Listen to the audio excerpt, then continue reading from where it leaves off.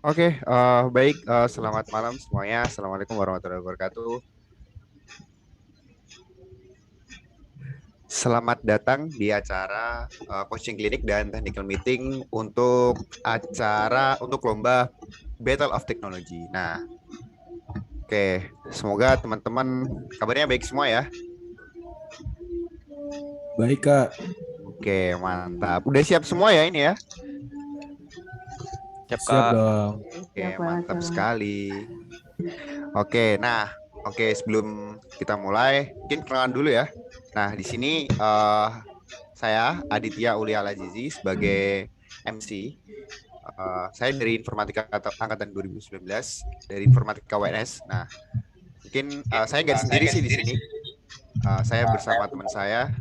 Mungkin Mbak Arla bisa memperkenalkan diri.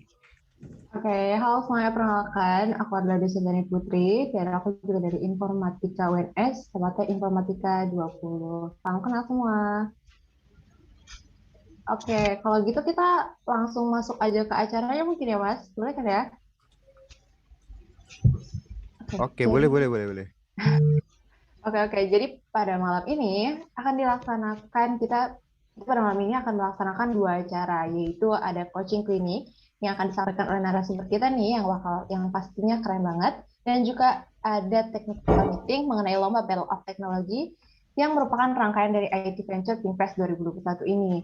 Yang mana Battle of Technology ini akan melaksanakan babak penyisihan pada tanggal 9 Oktober nanti. Jadi semuanya pasti nih peserta udah pada excited banget ya mau ikut lombanya nanti tanggal 9 nanti. Oke. Oke, kalau gitu tanpa tunggu lama lagi nih kita langsung masuk aja pada acara yang pertama yaitu coaching klinik dengan narasumber kita Kak Prasetyo Gema yang merupakan CEO dari BIT dan juga IT coach di Upscale Coding Academy. Oke, kita sapa dulu ya. Halo Kak Pras, selamat malam. Halo, selamat malam. Panggilan siapa tadi? Dila, Arlo Mas. Ardil. Oh, Arlo. Oke. Silakan. Oke. Saya coba siapin ini dulu. Saya coba siapkan presentasinya sebentar. Oke, kalau gitu acaranya kami serahkan kepada Kak Pras. Thank you.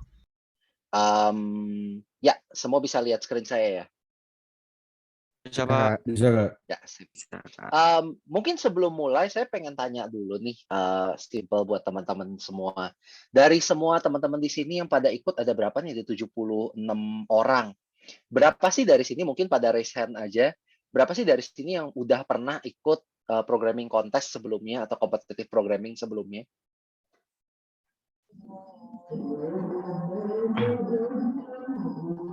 Raise hand bisa kan ya?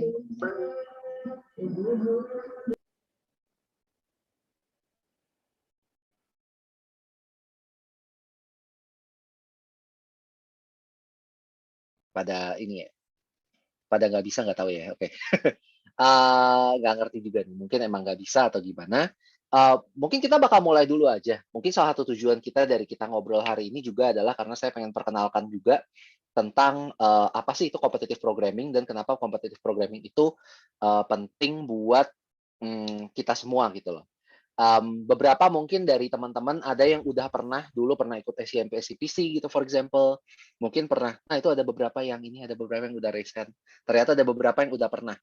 Nah, hopefully dari beberapa teman di sini, kalau seandainya ada beberapa yang masih belum pernah tahu competitive programming itu kayak gimana, belum pernah nyobain programming kontes itu apa, atau mungkin belum pernah ngeliat sama sekali soal-soal programming kontes itu kayak gimana, hopefully dengan sesi kayak hari ini, saya bisa ngejelasin banyak untuk ngejelasin tentang competitive programming itu rasanya kayak gimana sih, dan kenapa competitive programming itu penting buat kita semua.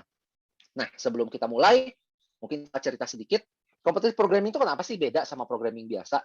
Semua bisa lihat kan kalau saya geser slide kan? Aman kan? Bisa Pak. Aman. Siap, Oke, Kak. mantap. Aman. Nah, Bisa. di sini mungkin ada beberapa hal yang bedain. Yang pertama adalah kalau seandainya kita itu sebenarnya kalau understanding your problem sama modeling your problem, it happens everywhere. Tapi what makes competitive programming is different, apa yang bikin competitive programming itu berbeda banget, itu adalah gimana caranya kita memahami soal-soalnya atau memahami apa yang kalian perlu solve.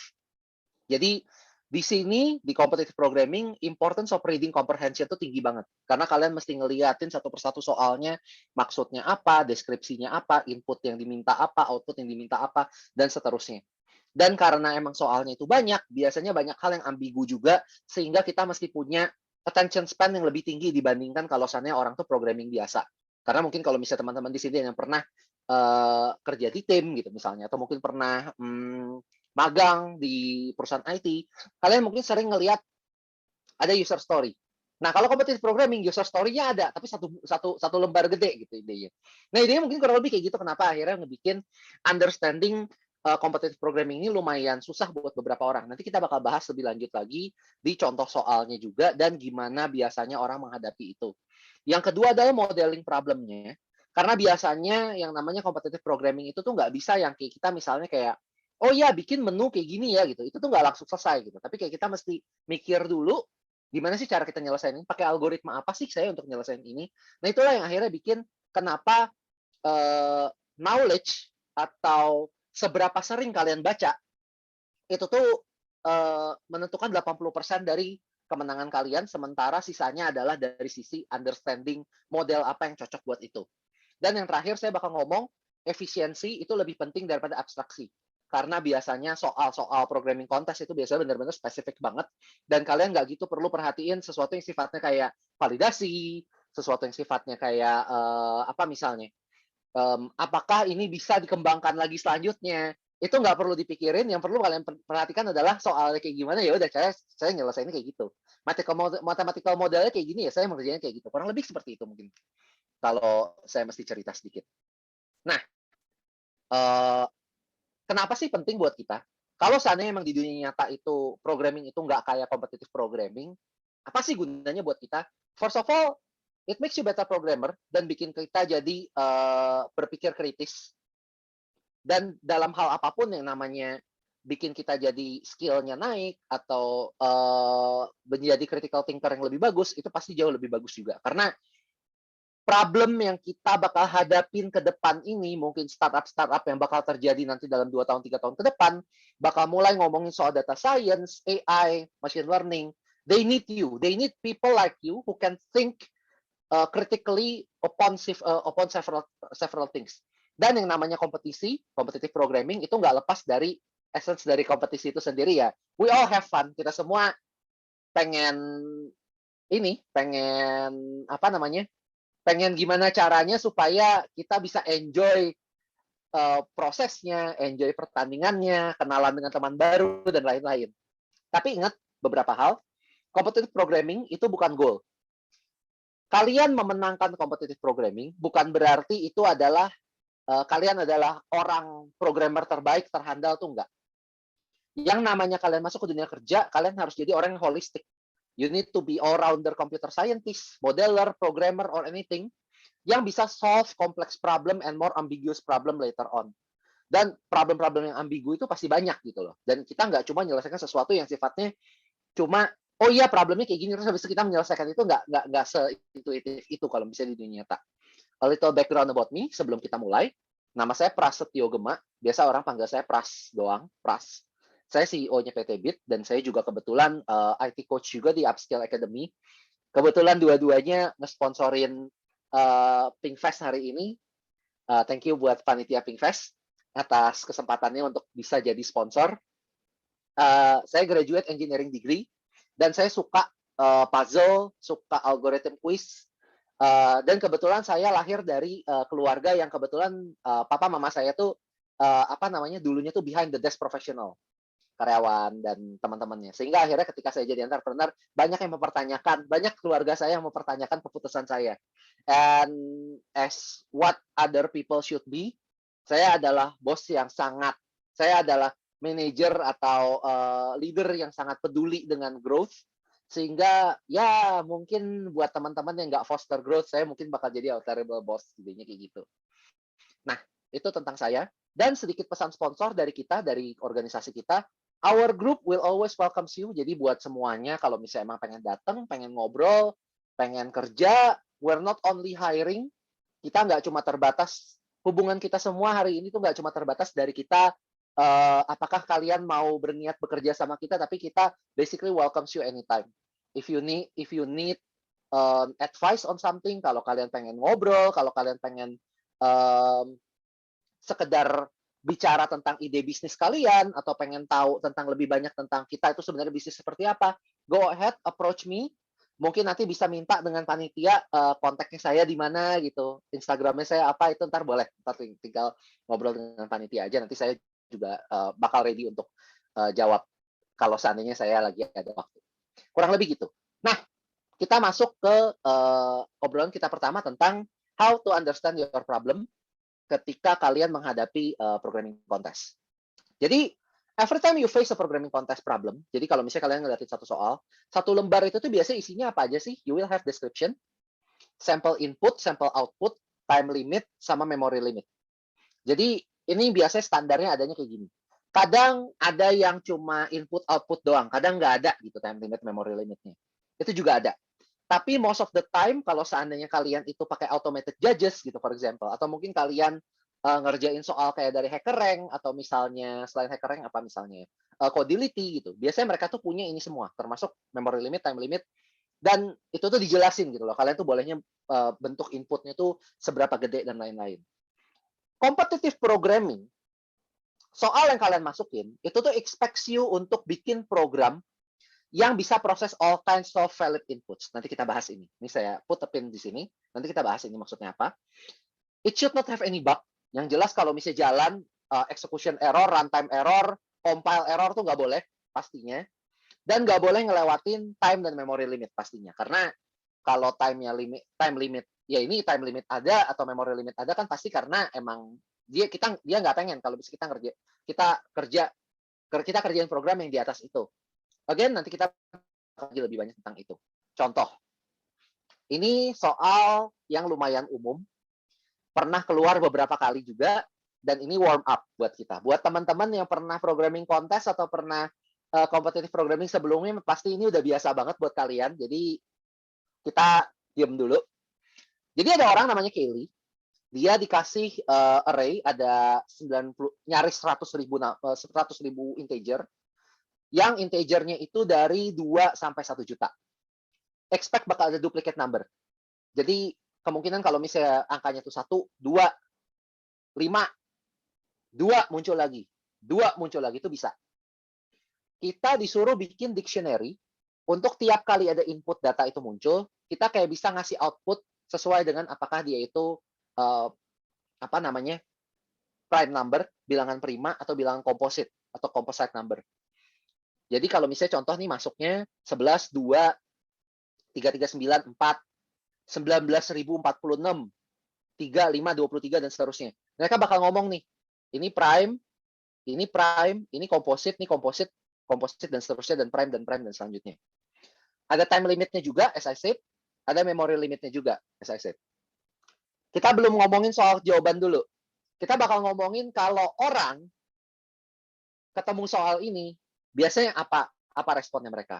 Newcomer, kalau orang belum pernah nih sama sekali masuk competitive programming, mereka ngelihat, soalnya kayak gini. Bilangan prima kan gampang. Itu artinya angka yang yang cuma bisa dibagi sama dirinya sendiri atau satu. Terus dia coba code something. Terus habis itu ternyata code-nya itu read some non-trivial input gitu. Input itu input yang nggak biasa gitu. Terus habis itu ternyata not accepted. Kalau complete search, dapatnya time limit exceeded. Kalau nyoba method lain, for example, apapun caranya, misalnya kayak mungkin, nggak tahu lah, mungkin dia nge-hack gimana pun caranya, nanti kita bakal bahas lebih lanjut juga, dia bakal ngasihnya wrong answer. Terus habis itu dia nggak ngerti kenapa ini nggak accepted. Padahal gue udah bikin dengan susah payah dan teorinya bener kok, yang namanya bilangan prima itu adalah bilangan yang kalau kita yang kalau kita bagiin, itu cuma bisa dibagi oleh satu dan dirinya sendiri. Berarti kan kalau seandainya, gue ulang aja nih, kalau seandainya ada bilangan masuk 19.000 sekian, gue bikin aja dia itu bisa dibagi 1 sama 19.000 doang. Kalau angka lain ada bisa dibagi, berarti nggak jadi tuh bilangan, berarti bukan ini, nggak bisa diterima. Nah, problemnya adalah yang tadi. Waktu saya bilang all possible valid inputs, apa sih definisinya all possible valid inputs? itu adalah sampel input yang kalian sebenarnya dikasih lihat di sini tadi. Yang kalau kalian lihat di sini tadi itu ada possible inputnya.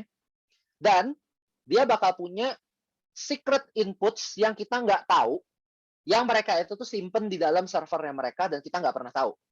Nah, ini termasuk kalau kalian aware, mungkin beberapa orang yang pernah programming contest di sini tahu, ada beberapa case yang namanya itu adalah worst case scenario. Worst case value itu adalah isinya misalnya ya, array 89.000 integer, isinya itu kalau nggak 500.000 sampai 900.000.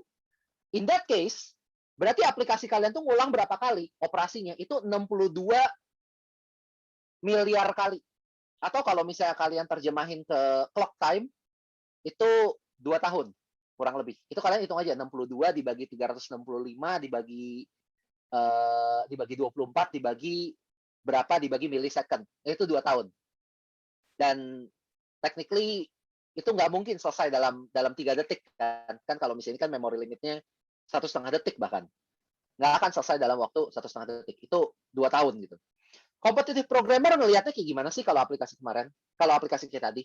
Dia lihat problemnya, dia lihat, wah ini susah nih gitu. Tapi dia tahu hal yang namanya itu dynamic programming. Apa itu dynamic programming? Kita bakal bahas nanti. Dia nyadar kalau sebenarnya input size-nya itu not small, karena basically kita ngomongin tentang angka yang cuma ratusan ribu. Ini bisa di-solve pakai DP. Bisa di-solve pakai dynamic programming. Dia bakal bikin bitmask, jadi boolean, dibikin array sepanjang-panjangnya, dia bikin I/O routine, dia bikin programnya, dia tes, dia debug, dan lain-lain, accepted setelah 1-2 jam mereka coding. This is competitive programmer. Sampai sini. Kira-kira masih ada nggak orang yang bisa jauh lebih jago lagi daripada ini? Ada. Namanya competitive programmer yang udah sering ikutan kompetisi. Dia lihat soalnya, dia nyadar, oh ini mah Sieve of Eratosthenes. Ya udah, dia langsung bikin semua programnya 10 menit beres. Nah, yang namanya competitive programming, yang namanya programming contest, itu adalah game. It's a game, it's a competition. Semua orang itu punya kesempatan untuk bisa jauh lebih cepat daripada teman-teman yang lain. That's why orang yang pintar, orang kompetitif programmer yang pintar ini, itu masih kalah dengan orang kompetitif programmer yang bahkan dia udah sering ikut lomba, karena dia udah tahu nih model soalnya apa. Di belakang nanti kita bakal bahas juga, apa sih kira-kira yang bisa kalian buat pelajarin, yang mungkin sering muncul gitu, kalau misalnya di programming contest. Itu nanti saya juga bakal bagi, silahkan kalau misalnya nanti pengen screenshot. Nah, ini adalah jawaban buat tes yang tadi, nggak perlu di screen, kalau mau screen cap boleh. Kalau nggak mau di screen cap juga sebenarnya kayaknya ntar ini bakal dibagiin di ini kan, ini videonya bakal di-share di YouTube kan ya nanti. Iya Kak, betul Kak. Sip. Jadi basically kalian bisa lihat lah jawaban ini nanti lain kali. Gitu. Nah, terus tadi gue barusan ada ngomong tentang 62 miliar perulangan, iterasinya 62 miliar kali. Ini maksudnya algorithm complexity. Algorithm complexity itu apa sih? Mungkin kalau misalnya beberapa teman di sini ada yang pernah perhatiin pelajaran algoritma, ada yang namanya itu ON, Big O notation. Itu kalian boleh search. Big O notation itu bentuknya kayak gini nih. ON log N, ON pangkat sekian gitu. Karena kita itu selalu di programming contest itu selalu punya memory and time limit. Kalian itu harus selalu ingat gitu. Kalau misalnya di memory limit itu, untuk mencapai itu, kita punya certain performance standard yang perlu kita penuhin, sehingga akhirnya bentuk algoritma yang kita bikin itu tuh perlu kayak gimana. Typically, biasanya, kalian harus cari yang paling singkat buat semuanya. Sorting harus paling singkat. Pakai ini aja, pakai merge sort aja. Ngapain pakai bubble sort lebih lambat gitu, for example. Tapi jangan lupa, balik lagi, programming contest itu adalah game. Kalian harus bikin decision kapan kalian harus pakai algoritma yang kompleks seperti merge sort yang butuh codingnya panjang versus kapan kalian harus pakai codingan yang simple sehingga kalian bisa menghemat waktu supaya awalnya kalian harus yang ngoding 1 jam itu bisa selesai dalam waktu 10 menit. That's why always go with simple solution, don't over engineer. Nah, ini adalah kayak semacam rule of thumb. Kalau ini nggak common, ini lebih ke arah kayak gimana ya? Mungkin kalau misalnya gue pernah ketemu yang sejenis ini ya, ini kayak rule of thumb lah istilahnya. Kayak kalau orang itu tuh udah kayak hafal di luar kepala, dia ngeliat, oh kalau input size-nya 10 nggak apa-apa kalau n pangkat 6. Tapi kalau input size-nya 1000 tuh nggak boleh tuh n pangkat 6, tuh harus n pangkat 2 maksimal. Itu kayak sejuta perulangan in general lah. Nah ini silahkan kalau mau di screen cap, tapi nanti juga bakal di-share juga di YouTube, kalian bisa cek lagi di sana nanti. Nah, so far itu cerita soal programming contest in general dulu. Ada pertanyaan nggak sebelum kita ngomong tentang modeling? Oke, mungkin buat teman-teman yang ada pertanyaan bisa on mic-nya atau bisa ditulis di kolom chat sih.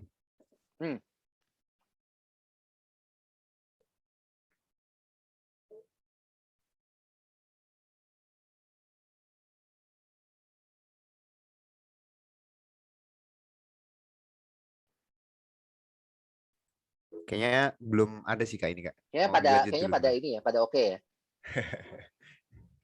Semoga itu berarti karena penjelasan saya jelas gitu ya, bukan penjelasan saya bikin orang bingung terus habis itu bingung mau nanya apa gitu. Halo. Halo, ya silakan. Ya. Saya mau nanya untuk memory limit itu contohnya seperti apa ya kira-kira? Memory limit itu simple banget, dia cuma ngomong memory limit itu sekian mega selesai. Gini doang. Hal-hal kira-kira Memory limit 10 mega. Itu kira-kira apa? Sorry, hal-hal yang kira-kira akan mempengaruhi itu apa kira-kira contohnya? Kalau untuk time kan cukup jelas ya. Good question. Mungkin. Good question. Biasanya kan kalau misalnya kita bikin array atau kita bikin objek, itu kan kita pasti bakal nyimpen data ya. Let's say misalnya kita nyimpen boolean 1000 biji, berarti kita nyimpen 1000 bit. Kalau kita nyimpen integer 1000 biji, berarti integer berapa byte sih? 2 byte, 4 byte.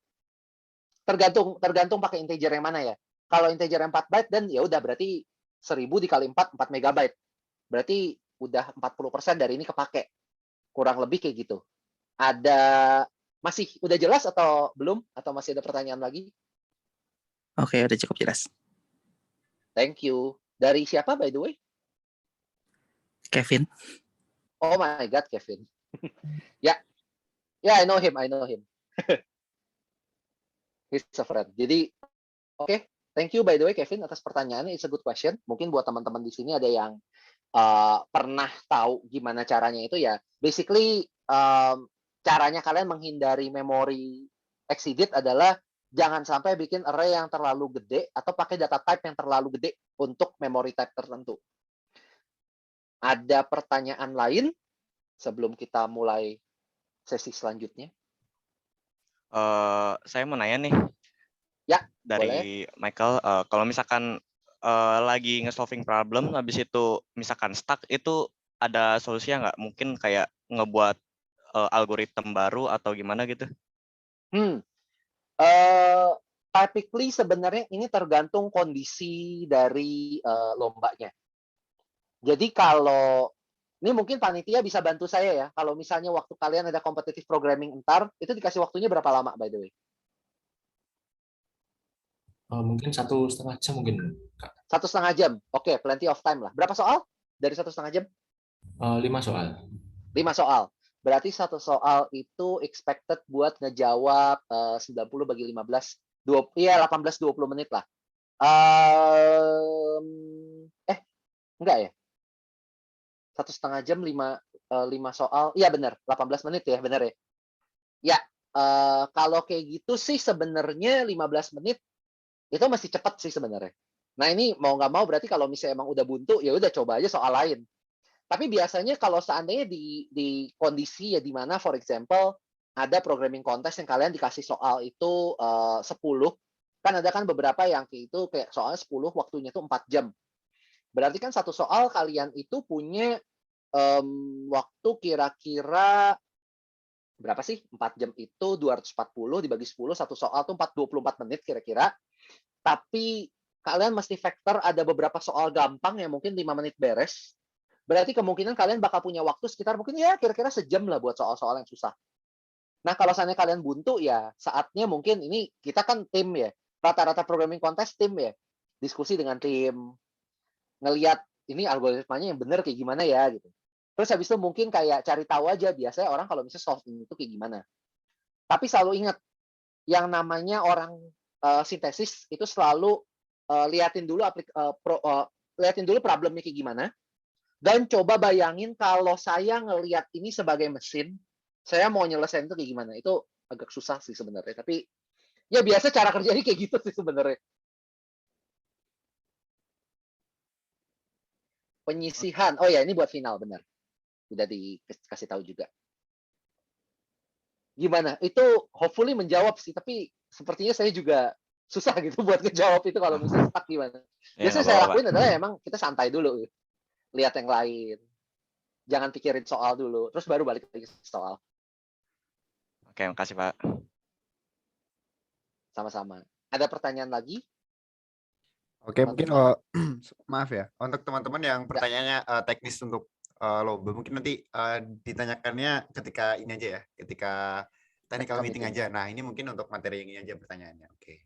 Terima kasih. Oke.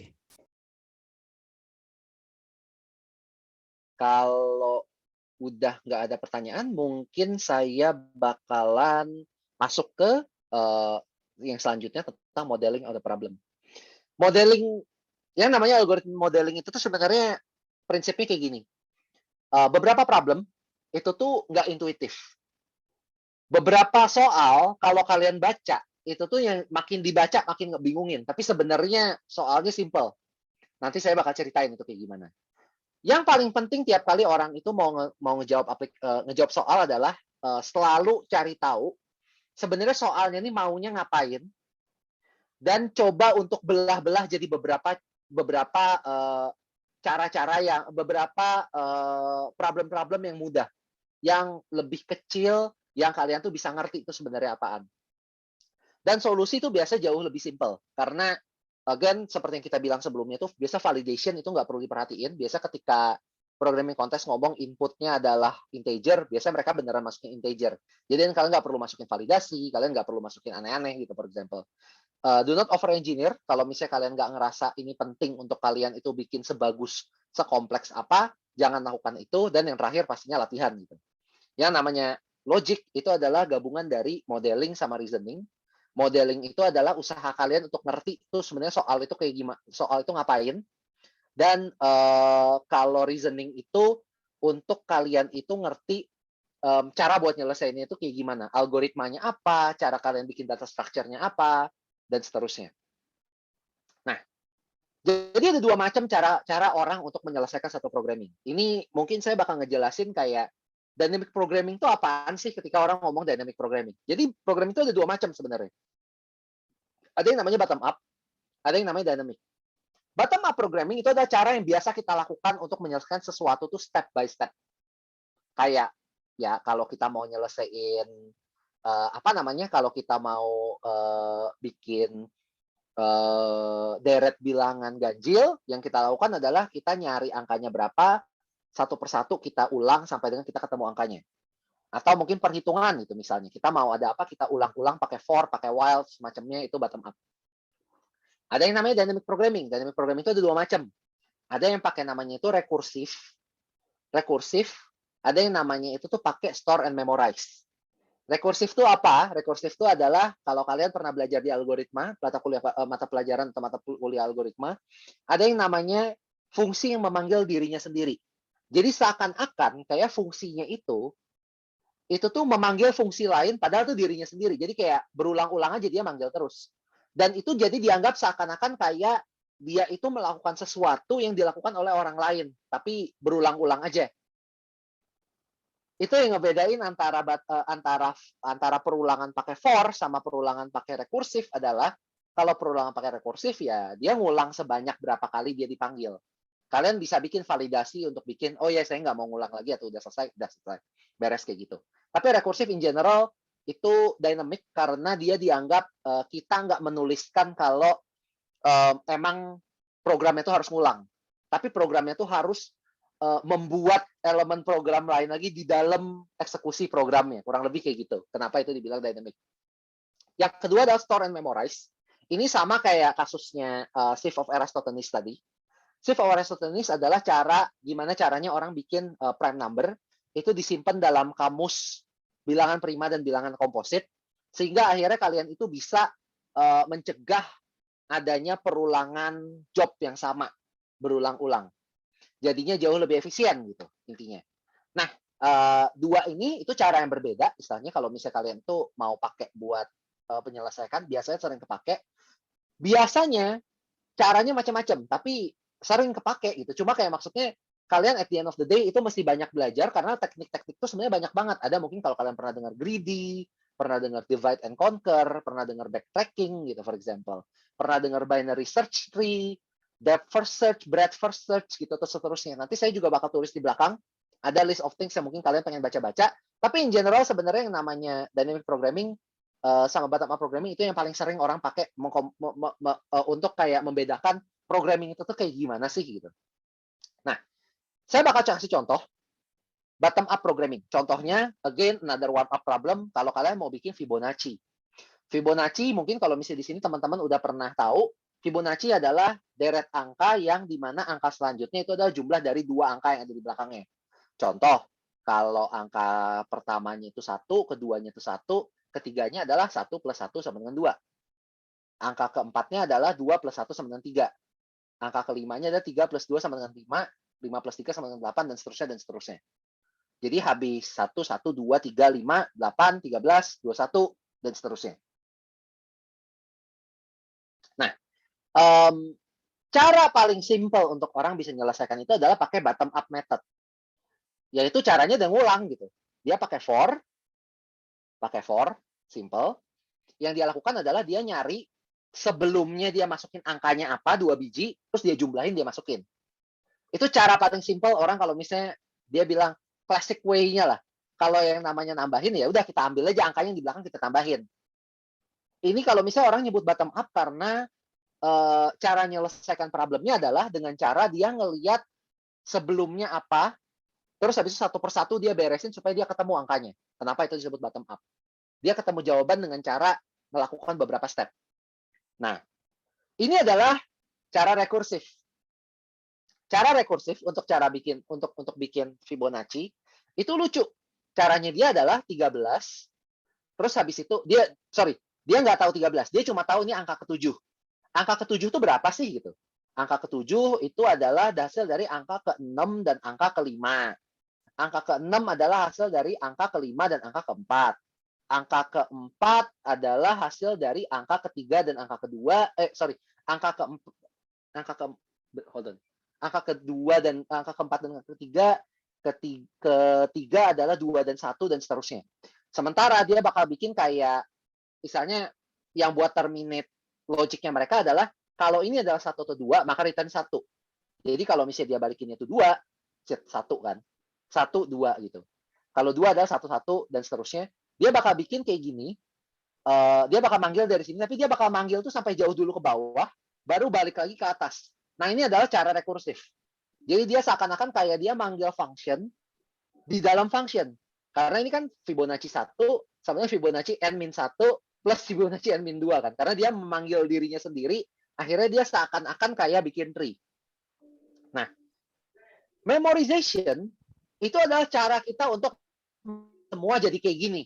Karena apa? Oh, saya udah pernah tahu kalau bilangan ketiga itu adalah 2. Jadi akhirnya dia langsung ngomong bilangan ketiga itu 2. Di sini udah pernah, di sini masukin 2. Bilangan keempat adalah 3, dia langsung masukin 3. Bilangan ke-5 adalah 5, dia bakal masukin 5 dan seterusnya dan seterusnya. Akhirnya ketika kalian masukin semakin gede angkanya, semakin banyak perulangan yang sama dia tuh udah dia singkat.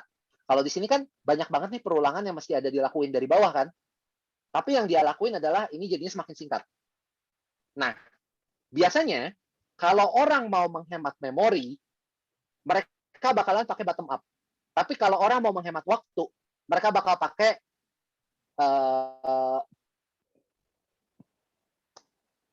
dynamic programming, kurang lebih gitu.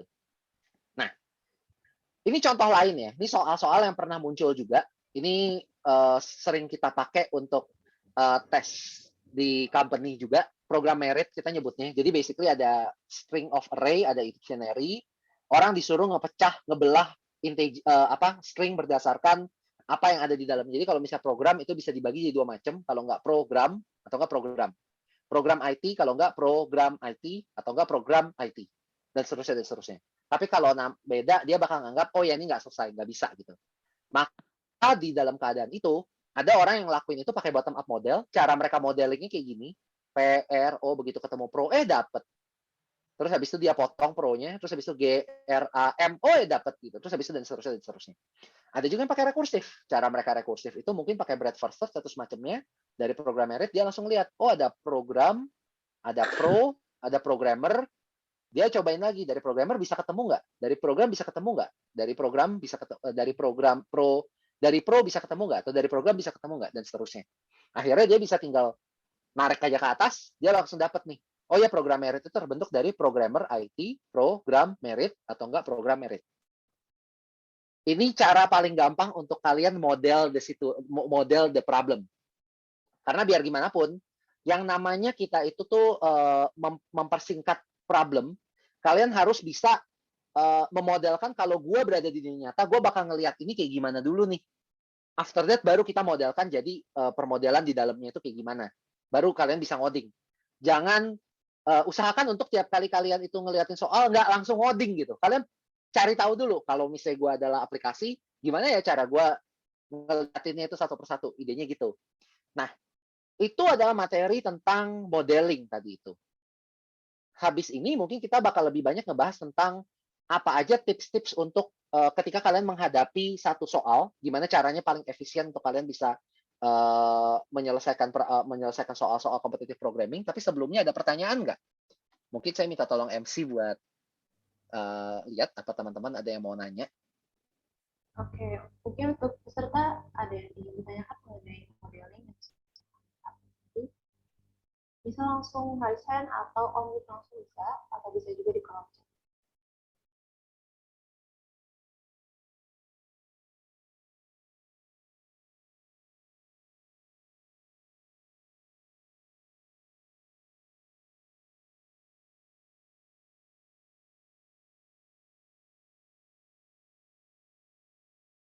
Ada yang nanya tadi ya, PPT bisa di-share.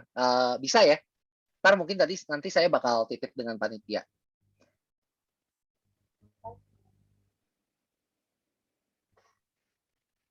Mungkin ada yang mau ditanyakan dulu mengenai modeling.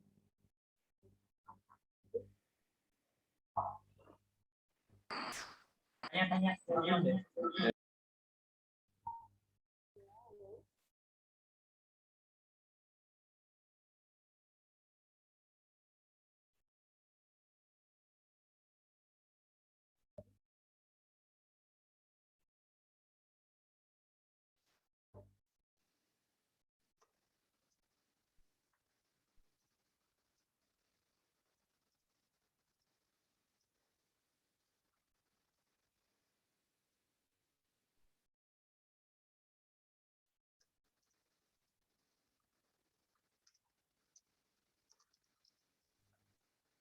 Atau mungkin ketika ada yang ingin ditanyakan, Kak Pras bisa lanjut lagi Kak atau enggak? Lanjut ya. Oke. Biasanya orang kalau misalnya menghadapi apa namanya? Tadi by the way saya sempat lihat ada beberapa chat ada orang yang ngomong kalau ini materi anak kuliahan, jawabannya enggak. Kalau nggak salah programming contest atau ICPC itu tuh dibuka bahkan sampai buat anak kecil. Jadi kalau ada orang masih ya mungkin SD gitu, itu actually ada gitu ya, memang beneran coding dan menang kompetisi itu ada gitu. Jadi jangan takut. belum ada kata terlambat untuk belajar competitive programming itu kayak gimana. Ini mungkin setelah ini bakal agak sedikit ini ya. Mungkin buat teman-teman yang pernah belajar matematika atau semacamnya, ingat yang namanya matrix. Jadi ada misalnya kayak gini nih. Classify what kind of problem is this. Step pertama dari tiap kali kalian ngeliatin soal, apalagi soalnya yang ngebingungin kayak gini. Itu adalah pertama kali itu buat cari tahu dulu, ini sebenarnya model soalnya apa sih? Ini what kind of problem sih ini sebenarnya. Jadi misalnya kalian dapat dia bilang given M kali N, M cross N integer matrix Q. Periksa kalau ada submatrix QE di mana size-nya itu adalah A kali B, di mana A kali B itu sebenarnya lebih kecil sama dengan M kali N. Di mana Q-nya di mana min atau rata-rata dari QE itu semua angka di dalam QE itu 7. Jawabannya ada atau enggak. Intinya cuma dibilang kalau misalnya dia masukin matrix, dia disuruh nanya itu yes or no. Jawabannya basically ada beberapa macam. Tapi basically kalau misalnya kalian ketemu, ini hintnya, mungkin kita nggak akan bahas di sini karena waktunya nggak akan sempat. Hintnya adalah kalau misalnya kalian ketemu soal kayak gini, ini kompleksitinya adalah M dikali N pangkat 2. Jadi karena apa namanya, what you need to do ketika kalian bikin si integer matrix ini adalah kalian bikin matrixnya itu M dikali N gitu kan. Terus seakan-akan kalian bikin kalau bakal ada submatrix yang size-nya itu lebih besar sama pokoknya dari 1 sampai dengan banyak, di mana kalian bakalan satu persatu ngeliatin tuh tiap kali ada angka baru masuk, kalian bakal ngitung matrix yang kira-kira bakalan terbentuk dari angka-angka yang masuk itu, dari ya yang sebanyak itu, misalnya kayak 50 dikali 50, dan mungkin kalian mesti cobain tuh satu persatu, dari 1 kali 1, dari ujung 1 dan 1 doang, 2 kali 2 mungkin kalian lihat dari ujung gitu misalnya, terus 2-nya geser dan seterusnya. Dan disitulah mungkin kalian bakal bisa tahu gitu loh, each of this itu tuh kira-kira yang mana aja, apakah ada yang misalnya kayak rata-ratanya tuh 7. Kalau misalnya kalian lihat kasat mata sebenarnya kayak gini, ya kalian bisa lihat nih jawabannya ada gitu. Matrix yang rata-ratanya 7, paling enggak itu ada matrix 1 kali 1 yang angkanya cuma 7 doang. Atau kalau enggak 3 kali 3 yang angkanya 2, 3, 4, 6, 7, 8, 11, 10, 11, 12. Misalnya kayak gitu. Itu cara paling gampang buat untuk mungkin kalau misalnya kalian pengen tahu gitu sebenarnya tuh dilihat dari kayak gini tuh gimana. Dan after that you need to model again kayak yang sebelumnya. Cara gue menyelesaikannya itu kayak gimana ya? Cara paling gampang buat ini kalau misalnya kita klasifikasikan adalah ini adalah memorization. Karena what you need to do adalah kalian perlu bikin kayak satu macam bit mask gitu buat mengingat apakah ada matriks ini yang bukan apakah ada. Jadi list of rata-rata yang dihasilkan dari si matrix ini kalau misalnya dibikin submatrixnya gitu, idenya kurang lebih. Tapi itu susah, dan again kita nggak akan bahas mendalam di sini. Mungkin kalian juga bisa ketemu cara jawaban yang jauh lebih singkat dan di bawah M dikali N pangkat 2 ini, dan itu benar-benar open lah intinya. Contoh kedua adalah misalnya ada kayak gini nih, ada koordinat X dan Y, jadi ada rumah orang, jadi X dan Y kayak gitu, rumah orang kayak gimana, ada 2 N student yang kita mau bikin mereka tuh pasang-pasangan. Ini juga sebenarnya kalau kalian ngebaca soalnya benar-benar, ini adalah sebenarnya tuh dynamic programming. Karena yang mereka expect dari kita adalah gimana caranya kita bikin kayak list, apakah orang ini udah pernah dipasangin dengan orang itu, dan cost-nya dari distance-nya mereka berapa idenya. Mungkin kalian kalau mau screen cap ini silahkan, karena ini soal pernah muncul dan mungkin bakal useful buat teman-teman kalau misalnya pengen tahu ini cara nyelesainnya gimana. Ini basically cara penyelesaian juga pakai dynamic programming. Nah, how can we solve it kalau misalnya sebelumnya kita tahu cara untuk ngitung distance-nya gimana? Itu simple. Distance is the cost, maka yang kita perlu cari adalah total distance-nya, maka yang cara kita solve-nya adalah ada berapa cara gitu. Kita liatin caranya kayak gimana, after that baru kita antar tentuin kita mau pakai yang mana. Biasanya untuk kita bisa mengambil kesimpulan kalau ini adalah soal dynamic programming, itu nggak secepat itu. Mungkin kalian bakal ngelihat, gue pakai greedy bisa nggak ya? Oh, greedy nggak bisa nih, karena kalau misalnya pakai greedy, pasti jawabannya salah. Karena yang dia lakukan kalau greedy adalah tiap kali ada murid baru masuk, kita bakal langsung, tiap kali ada 2 murid masuk, kita langsung calculate. Nggak mungkin kayak gitu cara kerjanya gitu. Sehingga akhirnya mereka mungkin ngomong adalah, coba aja deh cari kalau misalnya kita tuh mau pakai DP gimana. Brute force juga nggak mungkin, karena kalian nggak mungkin bikin sampai N pangkat 4 dikali N, which is N pangkat 5 sebenarnya, karena sebenarnya jumlah ini ada 1000, jadi nggak mungkin kalian ngelakuin itu. Nah, itu step 1. Analisa itu sebenarnya itu sebenarnya soal apa. Sampai kalian ngomong, oh iya gue bakal pakai DP buat ini, gue bakal pakai dynamic programming buat ini. Full stop, after that kalian baru masuk ke step 2. Analyze what kind of algorithm yang kalian bakal pakai di dalam untuk menyelesaikan itu. Use the fastest solution with lowest complexity. Jadi gimana caranya supaya kalian itu menyelesaikan solusi yang kalian bisa ngoding dan langsung di luar kepala langsung jadi, yang kompleksitinya paling kecil. Itu paling penting. Karena again, seperti yang saya ngomong sebelumnya, yang namanya competitive programming itu game.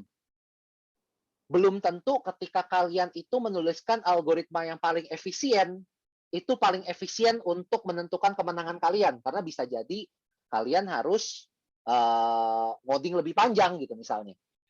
Solusi itu biasanya simple, concise, biasanya cuma benar-benar kayak ya udah kayak gitu aja gitu, biasanya cantik gitu kan. Lu mungkin nggak akan perlu ngelakuin kayak validasi gitu misalnya. Mungkin pakai kayak apakah validasi untuk possible input are valid gitu for example. Itu as I said, do not over engineer. Biasanya kalau programming contest ngomong inputnya bakal integer, mereka pasti bakal integer. Dan biasanya jangan lebih banyak daripada 10 pangkat 6 operations. Karena kayak yang tadi kita ngomong, kalau dia udah kayak 10 pangkat 9, itu tuh pasti udah lebih daripada detik-detikan gitu. Ini quick tip, simple banget aja. Always remember mental calculations. Jadi kalau misalnya kalian tahu, ballparking simple aja, 10 pangkat 3 itu tuh dekat sama 2 pangkat 10. Karena 2 pangkat 10 itu 1024, 10 pangkat 3 itu 1000. Jadi biasanya ini bakal sering banget kepake untuk kalian tahu, oh ya ini kayaknya performanya cukup sih gitu. Ini sebenarnya harusnya oke lah, ini kayaknya bisa gitu dilakuin. Kurang lebih gitu ya. Nah, what's next-nya adalah kalau kalian udah pernah ngoding Java, C++, C, apapun bahasa pemrograman yang kalian pakai, selalu make sure kalian tahu gitu loh, toolkit yang kalian sering pakai itu apa. Contoh kalau di C++ ada yang namanya sort.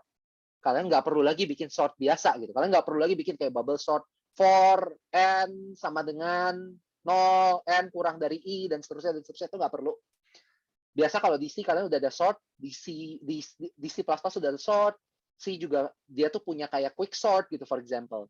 Di Java kalian juga pelajarin list, array list, push, pop, dan lain-lain. Itu tuh ada macam-macam. Itu operation kayak gini bakal sangat membantu dan benar-benar menghemat waktu kalian kalau kalian udah hafal. Karena kalian jadinya nggak akan perlu buat searching apa namanya. Biasa orang pakai apa sih? Query schools gitu bisa atau semacamnya untuk ngecari list tuh bisa sort nggak sih? Oh iya, coba cari dulu lah gitu. Itu bisa makan waktu kayak kira-kira 5 menit sendiri gitu. Padahal waktunya kalian untuk menyelesaikan satu soal itu kira-kira cuma 18 menitan, 15 sampai 18 menitan lah. Ini yang tadi saya janjiin, kalau kalian pengen belajar beberapa good tricks untuk kalian getting started sama algorithm, competitive programming, dan hopefully kalian jadi jatuh cinta sama ini bisa kalian baca, boleh di screen cap, atau mungkin kalau misalnya kalian nanti mau emang dapat dari PPT-nya aja, atau misalnya nanti mau nonton dari YouTube, itu juga nanti bisa buat yang ini. Nah, kurang lebih gitu. Ini buat kita hiburan aja. Jadi kan kalau tadi kan kita udah ngomong yang susah-susah. Beberapa soal itu tuh ada yang simple, tapi looks hard. Mereka tuh penampilan susah karena pakai mathematical notation lah, pakai apalah. Itu tuh kita tuh biasanya nyebutnya tuh ad hoc questions. Contoh ad hoc questions tuh kayak gimana ya? Jadi mungkin buat teman-teman yang kayak agak takut, wah materinya susah ya? Nggak juga, yang ini nggak susah. Ini kayak gini nih misalnya. Ada orang namanya Dr. Martin, dia punya origami paper. Kalau misalnya kertasnya itu dilipat sekali, yang awalnya 20 kali 20 jadi 20 kali 10. Kalau dilipat 2 kali jadi 10 kali 10. Dilipat 3 kali jadi 5 dikali 10. Dan seterusnya sampai n-fold.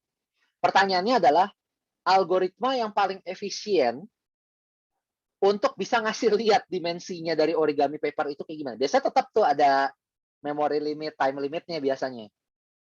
Tapi gini problemnya. Kalau kalian nyadar itu adalah deret bilangan ganjil, deret bilangan genap, kalian pasti bakal langsung ngerjain yang ini. Karena soalnya itu tuh kayak seakan-akan nyuruh kalian untuk bikin iterasi. Tapi biasanya ketika kalian bikin iterasi, pasti nanti bakal ada satu momen masuk angkanya tuh kayak 1.000.000 sekian gitu, for example. Sehingga akhirnya kalian ternyata time limit exceeded. Dan ini sebenarnya adalah soal yang sebenarnya itu tuh harusnya gampang, tapi gara-gara soalnya bikin kasih lihat kayak gini, ini terlihat susah. Gara-gara ada kayak gininya lah, dan seterusnya gitu. Kalau ada lagi nih yang kedua, ini tipe-tipe soal lain lagi yang sebenarnya tuh kalau misalnya gue bilang long and misleading problem descriptions dan kayak gini.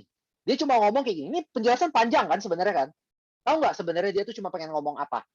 Dia masukin angka ini, habis dia masukin angka ini, maka dia lakuin ini semua, operasi ini semua dikali 567 dibagi 9 ditambah 749 dan seterusnya. Terus dia ngeliatin berapa sih angka yang kedua dari sebelah kanan selesai. which kalian seharusnya kayak nggak terjebak sama penjelasan yang ada di atas ini, karena sebenarnya harusnya nggak sesusah itu gitu. Kurang lebih kayak gitu. Nah, ini tentang ad hoc question. Jadi kayak always hati-hati. Conclusionnya dari gue adalah don't be afraid of hard problems. Kadang-kadang beberapa soal yang susah itu tuh lebih gampang daripada yang kita kepikiran pertama kali. Yang namanya programming contest is a game. The moment kita terjebak sama deskripsi soal, itulah the moment kita mungkin bakal agak terjebak dengan soalnya sendiri gitu. Pemahaman itu lebih penting daripada jadi orang yang benar-benar kayak pinter gitu loh. Jadi having huge IQ versus when you have a decent IQ kalian biasa-biasa aja, tapi kalian bisa mempersingkat problem itu jadi semakin simple, itu lebih penting ketika lagi competitive programming. Dan always remember to have fun semuanya. Dan thank you. Kalau ada pertanyaan, saya persilahkan buat rekan-rekan MC dan panitia untuk bantu buat mungkin kalau misalnya teman-teman ada pertanyaan buat saya. Thank you semuanya. Oke, mantap banget ya penjelasan apa ya tadi coaching tentang competitive programming nih. Nah, mungkin buat teman-teman yang mau nanya silahkan ditanyakan, atau mungkin yang baru kenal competitive programming juga tadi Kak Pras juga bilang bukan, kita belum telat gitu loh, masih banyak waktu. Masih And banyak have waktu fun. untuk belajar. Oke, mungkin ada yang mau nanya nggak nih? Saya mau nanya, Oke. Silakan. Pak, kira-kira kalau misalkan kita itu belajar competitive programming yang dasar gitu, kira-kira masteringnya itu berapa lama ya? Sebenarnya gini ya, kalau orang ngomong kita tuh belajar kayak misalnya masak gitu, kayak seberapa lama sih misalnya lo tuh bisa belajar masak sampai akhirnya beneran jago. Kita tuh nggak pernah kayak bisa ngomong kayak, oh ya saya itu 2 bulan bisa masak, tuh nggak bisa sih. Kalau kayak bahasa mungkin bisa ya, kita ngomong 2 bulan saya udah bisa pergi ke Cina dan saya ngomong sama orang Cina dengan lancar gitu misalnya. Kalau ke Tiongkok gitu misalnya, kalau kita ngomong sama orang di sana dengan lancar tuh bisa. Tapi kalau misalnya kita ngomongin soal programming, itu sesuatu yang kita selalu ngasah gitu loh. Bahkan there might be some of you guys yang ada di sini, yang di dalam satu room sama kita ini, yang bisa jadi begitu ngeliatin presentasi saya langsung bisa gitu. Oh, itu competitive programming. Wah, asik nih. Saya kayaknya habis nih mau langsung jalan-jalan ke HackerRank, mau langsung coba jawab beberapa soal gitu. Itu bisa jadi. Kuncinya adalah banyak baca, sama banyak latihan.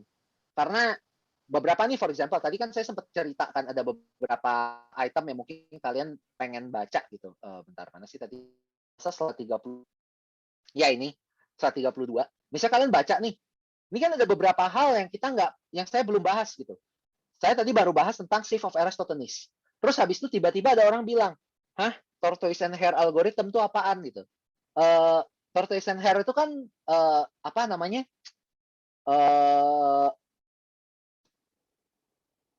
Kura-kura dan kelinci. Kura-kura dan kelinci itu apaan gitu? Itu algoritma apaan? Itu ntar kalian baca aja. Mungkin the more kalian ngerti algoritma-algoritma sejenis, kalian bakal semakin handal gitu. Tapi kalau misalnya ditanya berapa lama sih? Kalau berkaca dari saya dulu ya, kebetulan kayaknya emang saya tuh emang terlahir jadi anak IT atau gimana tuh saya nggak paham. Tapi dari hari pertama saya join itu saya langsung kayak emang benar-benar tertarik gitu. Jadi kayak emang langsung nyobain beberapa program accepted, rasanya kayak keren gitu kan. Wah, saya jago gitu kan. Jadi kurang lebih kayak gitu sih ceritanya. Tiap orang beda-beda. Jangan ngerasa kayak karena kalian mungkin kayak ngeliatin kayak gini, terus habis itu, oh kayaknya susah gitu. Itu tuh bukan berarti it's the end of the world. Kalian pasti masih bisa gitu untuk punya waktu untuk belajar gimana caranya jadi emang orang yang lebih jago gitu kalau misalnya ngoding. Semoga menjawab ya. Oke, mungkin ini dulu ya Kak. Pertanyaan dari kolom komentar tadi, mungkin saya ringkas saja ya. Ya tadi ada. Jadi mungkin ini ada pertanyaan, mungkin kalau misal mau belajar competitive programming dari awal banget nih, kira-kira belajarnya gimana, dari mana, terus mungkin bahasanya juga sih Kak, mau pakai bahasa apa gitu. Mungkin ada dari kalau benar-benar emang niat banget ya pengen belajar competitive programming ya, start dari bahasa C. Karena bahasa C itu bahasa yang paling simple, paling gimana ya? Kalau kalian udah bisa bahasa C, kayaknya belajar bahasa pemrograman lain itu jadi gampang karena mirip. Tapi kalau kalian emang benar-benar pengen ngerti caranya bikin cara bekerjanya programming gitu, for example, kalian pengen tahu scripting yang paling gampang buat dihafal itu apa, dan mungkin kalian mau coba dari Python. Tapi kayaknya kalian belajar Python sekarang pun agak gak guna buat lomba ya, karena lomba ntar bakal pakai C, C++, sama Java ya. Atau bisa Python? Gak bisa kan? Mungkin beberapa ada sih Kak, Oh, tapi kebanyakan memang sih. Oh ada ya Ada Python. Python Oke. juga. Berarti berguna Python. Python lumayan gampang buat dimengerti. Makanya kalau misalnya kalian tahu kalau orang rata-rata data scientist itu tuh atau arsitek atau orang civil engineering itu rata-rata pada pakai Python karena biasanya kayak orang-orang semacam kayak itu kan mereka nggak punya pelajaran ngoding nih di kelas. Mereka nggak belajar gitu loh formally caranya pakai aplikasi C itu gimana. Mereka tuh biasanya ngeliatin dari ya emang bahasa pemrograman yang paling gampang buat mereka pakai gitu. Hence kenapa akhirnya orang-orang kayak data analyst itu tuh data scientist itu tuh biasanya dari jurusan matematika, mereka pakai bahasa pemrograman paling gampang dipakai itu Python, ya mereka bakal langsung pakai Python untuk bisa ngerjain aplikasinya mereka gitu. Aku Hanis tapi aku coding pakai C++. Ini apa ini? C++ bagus, C++ bagus. One of the early bahasa pemrograman yang kalau kalian belajar dari awal C++ itu gampang kalau kita mau belajar yang lain. So that's okay. Oke, mungkin ini apa? Tadi ada yang resen, mungkin yang ingin bertanya resen sih Pak. Dari CWT tim bisa Halo bertanya. Kak, saya mau Halo. bertanya. Biasanya kalau Halo, kompetensi saya mau programming bertanya. itu biasanya menggunakan bahasa apa aja sih atau boleh dibebasin gitu? Biasa bebas. Biasanya engine-nya tuh kayak tersedia. Biasanya tergantung mereka support apa aja ya. Biasa bebas sih. Kalian bisa pakai apa aja. Again, tadi ada yang nanya bisa pakai Pascal atau enggak. Pertanyaan pertama gue adalah umur lu berapa? Karena Pascal udah lumayan tua gitu ya. Karena gue aja terakhir lihat Pascal kapan ya? Waktu SMA. Itu gue SMA berapa tahun yang lalu ya? Sekitar 12-13 tahun yang lalu gitu. Jadi keren aja sih kalau misalnya udah kayaknya masih ngerti Turbo Pascal tuh keren aja sih. C# bisa, kayaknya ada beberapa programming kontes yang pakai C#. Terus JavaScript juga ada. Kalau nggak salah Pascal itu kalau di beberapa engine ada masih. Jadi kalau misalnya kalian kayak ke engine-nya ICPC, ACM ICPC atau Unova gitu, mereka tuh punya Pascal. Jadi kita bisa ngoding pakai Pascal. Tapi again pertanyaan gue, kenapa Pascal sih? Umur kalian berapa sih? Oke Kak, makasih. Oke. Kak, Suka bagaimana menjawab. nih mau belajar kompetitif programming yang bagi pemula nggak bisa apa-apa? Ini, belajar ini. Yang lagi di layar sekarang. Ngerti discrete mathematics, ngerti data structure itu kayak gimana, ngerti algoritma sorting, algoritma searching itu kayak gimana, divide and conquer, dynamic programming.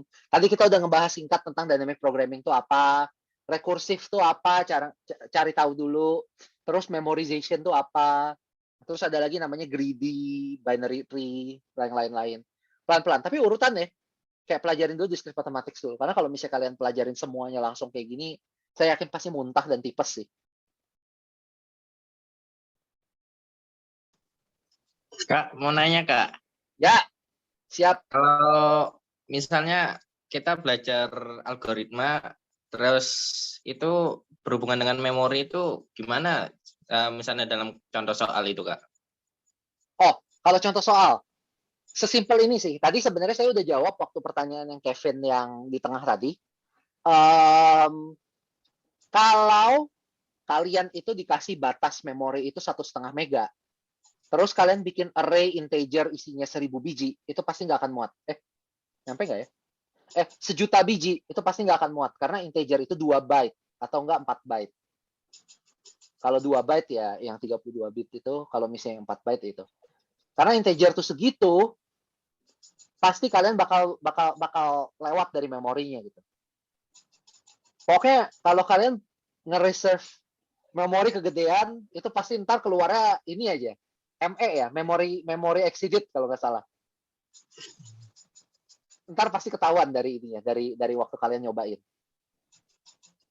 Ini Iya ada yang Kak, nanya. terima kasih Kak. Siap. Ini ada ini. Kalau saat ini ngerjain competitive programming dapat problem, cara solve cepet gimana ya? Dan cara solve competitive programming itu ada berapa? Ini saya sebenarnya udah ngomong sih tadi. Yang pertama, pahami dulu itu soal apa. Yang kedua, cari tahu kalian bisa nyelesainnya pakai cara apa aja. Baru habis itu dipilih salah satu. Jadi jangan pernah kalian itu ngeliatin soal, langsung ngoding, itu nggak mungkin bisa beres. Pasti kalian mesti ngeliatin dulu kalian, ini cara nyelesainnya yang possible tuh apa aja. Saya mesti bikin pakai datanya tuh apa aja, dan lain-lain. Baru habis itu dimasuk ke situ. Kecuali mungkin kalau kalian tuh udah jago ya, udah kayak tahu gitu, ngeliatin program pertama kali, wah ini mah traveling salesman problem gitu misalnya. Nah kalau udah kayak gitu, silahkan. Kalau udah kayak gitu, saya mungkin udah ngerti gitu cara buat nyelesainnya gimana, memorinya gimana gitu dan seterusnya. Semoga menjawab. Pak, saya mau nanya lagi nih Pak. Ya. Kalau competitive programming kan tadi kan bisa dipakai bahasanya apa aja. Cuman kan bahasa pemrograman masing-masing itu kan ada perbedaannya, kayak mungkin banyak lainnya atau mungkin memorinya atau runtime errornya. Itu gimana Pak? Apakah programming yang kalau misalkan mereka itu lebih keuntungannya itu lebih kurang, itu ada dikasih ini enggak? Kayak kompensasi gitu. Ini pertanyaannya berarti lebih ke arah apakah kalau kita pakai bahasa pemrograman yang berbeda itu bakal beda-beda juga treatmentnya gitu ya? Treatment dari compilernya bakal beda-beda juga? Iya, apakah ada keuntungannya juga gitu untuk masing-masing pemrograman di soal-soal tertentu gitu? Banyak orang yang ngomong mitos ya, tapi menurut saya ini mitos. Banyak orang yang ngomong kalau misalnya kalau kalian ngoding pakai C itu lebih hemat memori daripada C++ atau daripada Java gitu misalnya. Itu jelas mitos sih sebenarnya. Karena biasanya orang ngoding ya udah yang penting itu sesuai dengan yang di sana. Lagian ketika kita ngomongin soal limit memori, itu biasanya limit memori itu dia pasti ngasih kita kayak inilah, kayak semacam gimana ya? Kalau biasanya cara paling cepat buat nyelesain itu tuh butuh memori 1 mega, mereka biasa bakal ngasih kita tuh memori limit itu 2 mega. Jadi biasanya kalian masih punya spare. Tapi kalau seandainya algoritma kalian salah, itu kan pasti udah kali 10 tuh. At least kali 10 gitu. Kadang-kadang bisa sampai kayak kali 1000, kali sejuta gitu kan misalnya. Biasanya asalkan kalian itu udah tahu dan kalian udah yakin ini algoritma yang paling simple, apapun bahasa pemrogramannya harusnya nggak masalah. Again, itu mitos ya, orang yang ngomong kalau kalau competitive programming C itu lebih hemat memori daripada Java, itu mitos. Terima kasih Pak. Semoga menjawab. Oke Kak, mungkin ini ada satu pertanyaan menarik nih.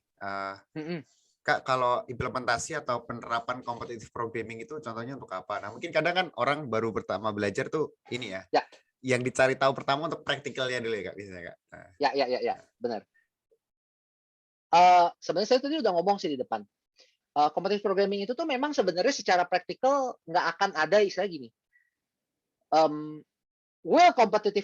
Apakah competitive programming itu tuh esensial, atau dalam arti apakah kalau seandainya kita masuk ke perusahaan, kalau perusahaan itu nggak punya orang yang ngerti competitive programming, perusahaannya nggak bisa berkembang? Jawabannya enggak, mereka nggak masalah.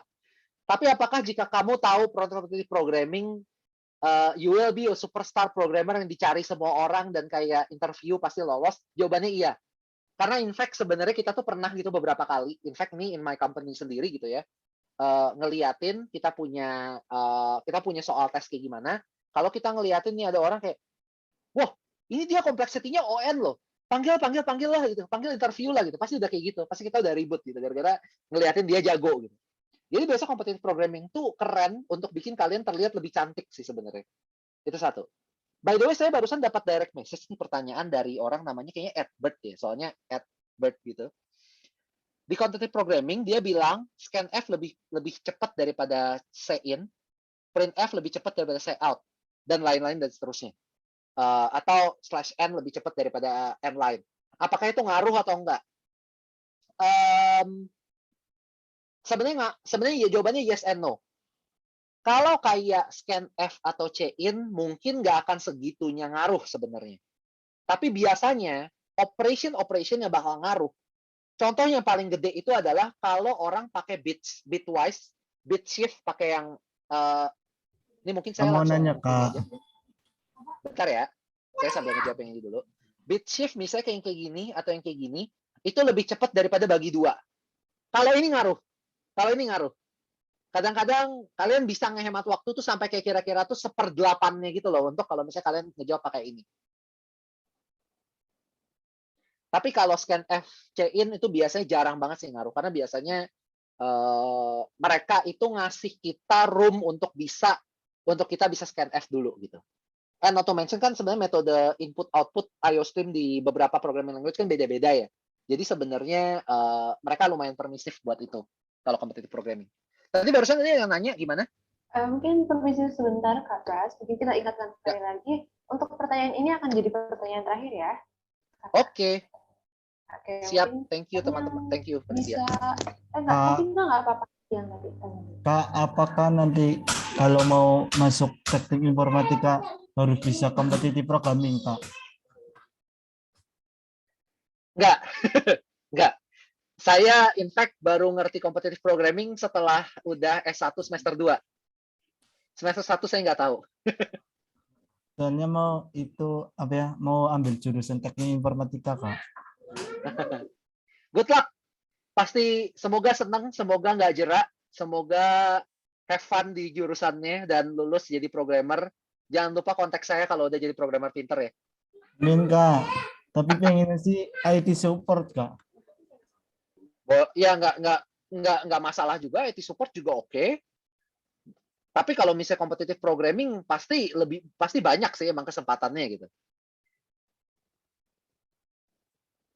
Tuh ada yang nge-share tuh.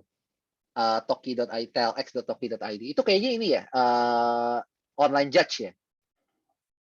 Mungkin Itu. sekian dulu dari saya. Iya. Ya, Tim benar ya? Olimpiade komputer itu, Kak. Oh, oke. Komputer Indonesia. Mungkin sekian dulu kalau dari saya ya. Mungkin waktunya juga udah jam 7. Dari saya, sekian dari saya. Kalau misalnya masih ada pertanyaan, mungkin nanti saya bakal share ini. Dan mungkin nanti saya bakal tinggalin juga kontak saya ke panitia buat nanti kalau misalnya teman-teman ada yang mau nanya-nanya atau masih pengen ngobrol sama saya juga, saya open anytime. As we said, our group is always welcomes you. Thank you semuanya. Selamat malam. Saya balikin ke panitia ya. Ya. Oke, terima kasih Kak. Jadi keren banget ya kalau kita dengerin dari awal tadi pemaparan dari Kak Pras ini sangat bermanfaat banget untuk kita semua dan banyak banget nih yang bisa kita dapetin. Nah, dengan ada coaching klinik ini semoga dapat memberi sedikit gambaran nih bagi para peserta yang akan melaksanakan perlombaan nanti seperti itu. Dan mungkin sekali lagi kami mengucapkan terima kasih banyak kepada Kak Pras yang telah menjadi narasumber kita pada acara coaching klinik kali ini. Oke, terima kasih Kak Pras sudah menyampaikan materi yang keren. Nah, mungkin sebelum ini kita mau foto dulu ya sama Kak Pras. Ini teman-teman bisa on cam dulu nih. Kita foto dulu nih. Yuk guys, on cam guys. Kita foto sama Kak Pras dulu.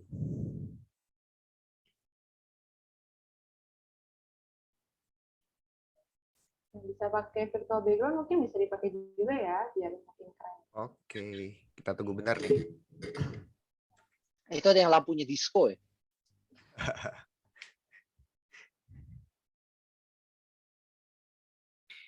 Oke, sebenarnya ngomongin competitive programming itu seru banget ya, cuma karena waktunya juga terbatas, mungkin semoga ada kesempatan lain lah ya. Nah, oke, mungkin bisa rekam dulu nih, kita mau foto. Oke, udah ya. Mungkin, oke, mungkin saya hitung ya. Nanti saya screenshot gitu. Oke, siap-siap ya. 1, 2, 3. Oke, mungkin ganti gaya boleh. 1, 2, 3.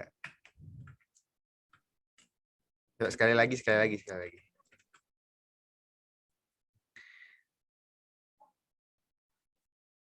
1, 2, 3.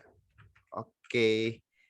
Oke, terima kasih teman-teman semuanya yang udah on cam, juga Kak Pras sudah menyampaikan materi. Mungkin Kak Pras setelah ini kalau misalnya ada acara atau kesibukan yang lain bisa untuk live duluan, Kak. Thank you teman, Oke. thank you panitia Pinkfest juga. Saya mohon undur diri dulu. Selamat malam. Oke, selamat malam, Kak. Thank you, Kak. Thank you, Thank you Kak juga. Pras. Nah, oke, sebelum kita lanjut ke TM ya, teman-teman, mungkin kita ada istirahat break dulu 5 menit. Kita break sebentar. Mungkin yang mau ambil minum, silakan ambil minum. Mungkin ambil cemilannya, mungkin bisa ambil cemilan, atau mungkin siapin catatannya nih buat TM malam hari ini ya, Kak Arla ya. Iya, benar banget. Dan yang pasti jangan sampai ditinggal ya. Iya, jangan ditinggal Harus lama-lama. balik ke sini. Oke, cuma 5 menit ya. Nanti kita 20.10 ya, kita bakal mulai. Oke, kita tunggu bentar ya. Istirahat bentar.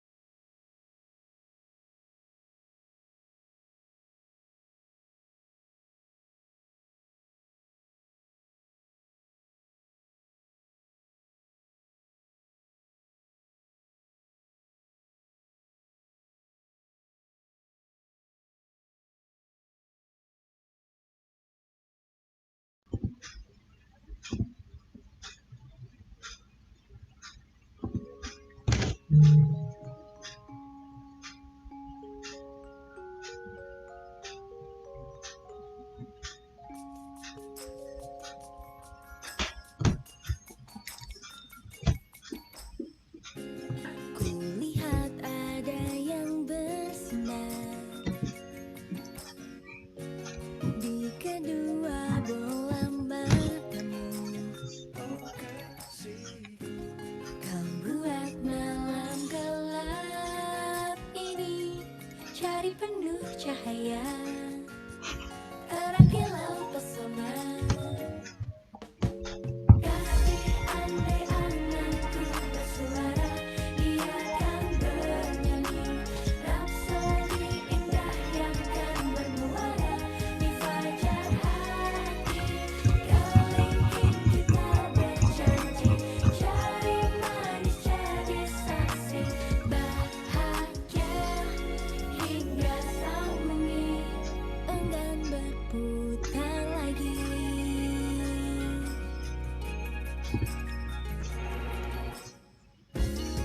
Kau buat aku sempurna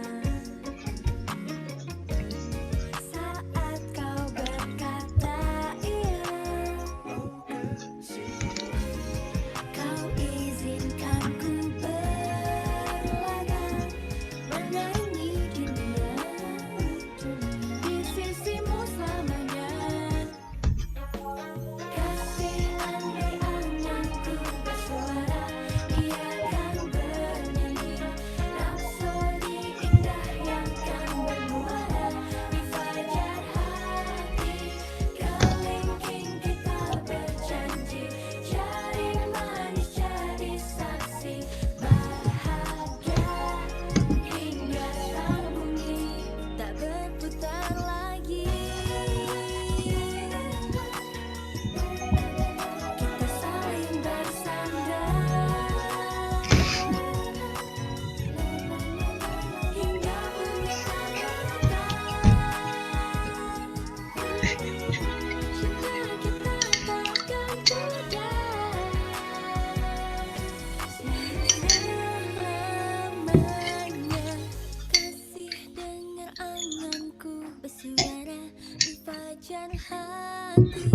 Kelingking kita berjanji, cari manis jadi saksi bahagia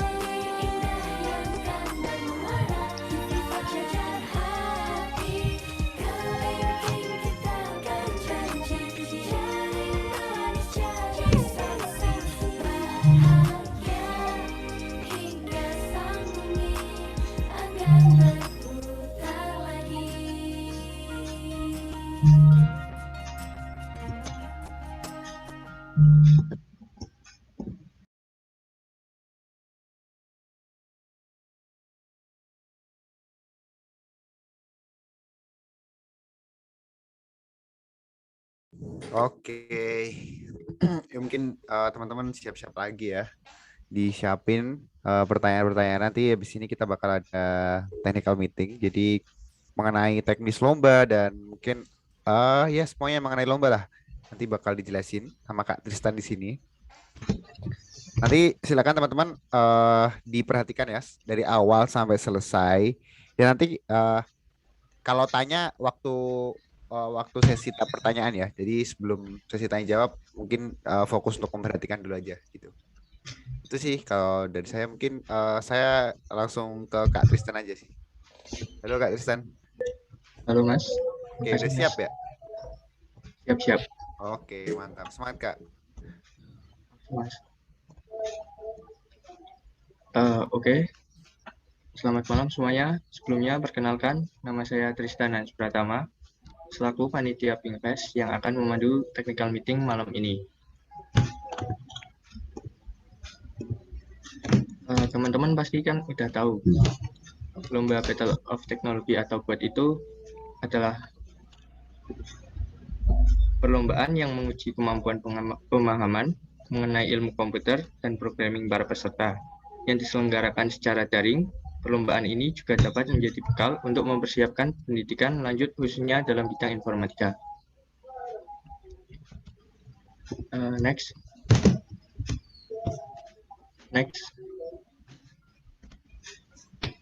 Berikut adalah timeline lomba untuk lomba BOT. Yang pertama, babak penyisian akan dilaksanakan pada Sabtu 9 Oktober 2021. Yang kedua, pengumuman finalis yang akan dilaksanakan pada Senin 11 Oktober 2021. Yang ketiga adalah babak final yang akan dilaksanakan pada Sabtu 16 Oktober 2021. Babak penyisian. Jenis soal berupa pilihan ganda, waktu pengerjaan 2 jam 30 menit, jumlah soal 120 soal atau 30 soal tiap bab. Materi yang diujikan adalah matematika diskrit, yaitu cabang matematika yang fundamental untuk ilmu komputer, yang meliputi logika, himpunan, fungsi, teori bilangan, kombinatorial, graf, pohon, serta induksi matematika. Yang kedua ada algoritma dan pemrograman, yaitu perancangan algoritma, penggunaan struktur data, dan konsep pemrograman dasar menggunakan bahasa C, C++, atau Java. Yang ketiga ada teknik komputer dan jaringan, yaitu keseluruhan sistem komputer meliputi teknologi digital, arsitektur komputer, sistem operasi, serta jaringan dan keamanan komputer. Yang keempat, rekayasa perangkat lunak, yaitu keterampilan dalam mengembangkan suatu perangkat lunak meliputi basis data SQL, pemrograman web front-end, dan pemrograman web back-end menggunakan bahasa PHP. Selanjutnya, mekanisme lomba. Babak penyisian dilaksanakan secara daring atau online. Pengerjaan soal dilakukan melalui website yang telah disediakan panitia. Link website akan dikirimkan melalui grup WhatsApp menjelang acara berlangsung. Rundown. Pembukaan dimulai pukul 9.00 sampai 9.30 untuk persiapan peserta dan penjelasan teknis lomba lebih lanjut. Kemudian pengerjaan dimulai pada 9.30 sampai 12.00. Peserta mengerjakan soal melalui website yang telah disediakan panitia. Ketentuan peserta. 1. Setiap anggota tim diharapkan mengerjakan pada satu tempat yang sama untuk memudahkan diskusi dalam mengerjakan soal. 2. Setiap tim atau peserta diharapkan mengerjakan menggunakan perangkat PC atau laptop yang memiliki koneksi internet yang stabil dan memadai. Yang ketiga, setiap tim atau peserta diharapkan mengerjakan soal tepat waktu. Yang keempat, setiap tim atau peserta diperkenankan bertanya kepada panitia melalui WhatsApp group terkait dengan masalah teknis yang dihadapi. Yang kelima, setiap peserta diperbolehkan membaca buku, catatan, atau referensi lain selama pengerjaan soal. Yang keenam, setiap peserta dilarang berdiskusi dengan siapapun kecuali dengan anggota tim selama pengerjaan soal. Yang ketujuh, segala bentuk kecurangan tidak diperbolehkan dan setiap tim atau peserta yang terbukti melakukan kecurangan maka akan langsung didiskualifikasi. 8. Setiap tim atau peserta diharapkan mematuhi semua peraturan yang diberikan. 9. Keputusan panitia bersifat final dan tidak dapat diganggu-gugat. 10. Hal-hal yang belum tercantum dalam peraturan ini diatur kemudian. Selanjutnya, pengumuman finalis. Pengumuman finalis dilakukan melalui WhatsApp Group pada pukul 13.00 WIB. Finalis merupakan 10 tim peraih nilai tertinggi dari babak penyisihan. Kemudian setiap finalis akan diundang ke dalam WhatsApp Group final untuk memudahkan koordinasi pada saat final nantinya. Selanjutnya, babak final. Mekanismenya, babak final terbagi menjadi 2 bentuk, yaitu penjelajahan POS dan competitive programming atau live coding. Babak final dilaksanakan secara daring atau online. Pengerjaan soal dilakukan melalui website yang telah disediakan panitia. Link website akan dikirimkan melalui grup WhatsApp menjelang acara berlangsung. Pada saat final, seluruh finalis terlebih dahulu diwajibkan mengikuti Zoom untuk memulai babak final. Setelah masuk ke tahap penjelajahan POS, finalis diperbolehkan meninggalkan Zoom dan memulai pengerjaan soal. Di dalam setiap POS akan dijumpai sebuah link Google Meeting yang berisi kakak pendamping yang akan memberikan pengarahan mengenai POS tersebut dan finalis wajib mengikutinya. Apabila semua POS telah dijelajahi, maka finalis dapat melakukan istirahat. Kemudian finalis akan melanjutkan ke tahap competitive programming atau live coding.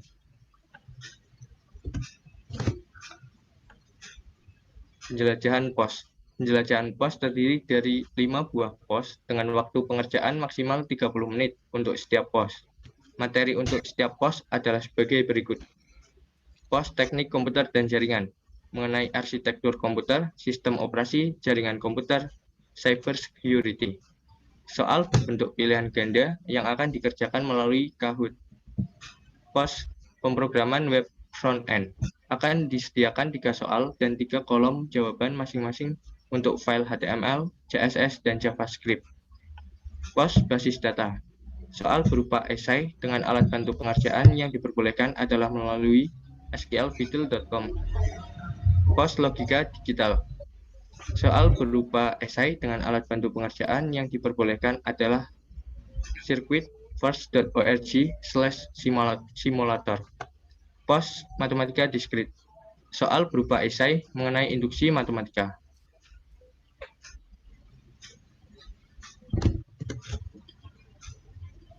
Competitive programming.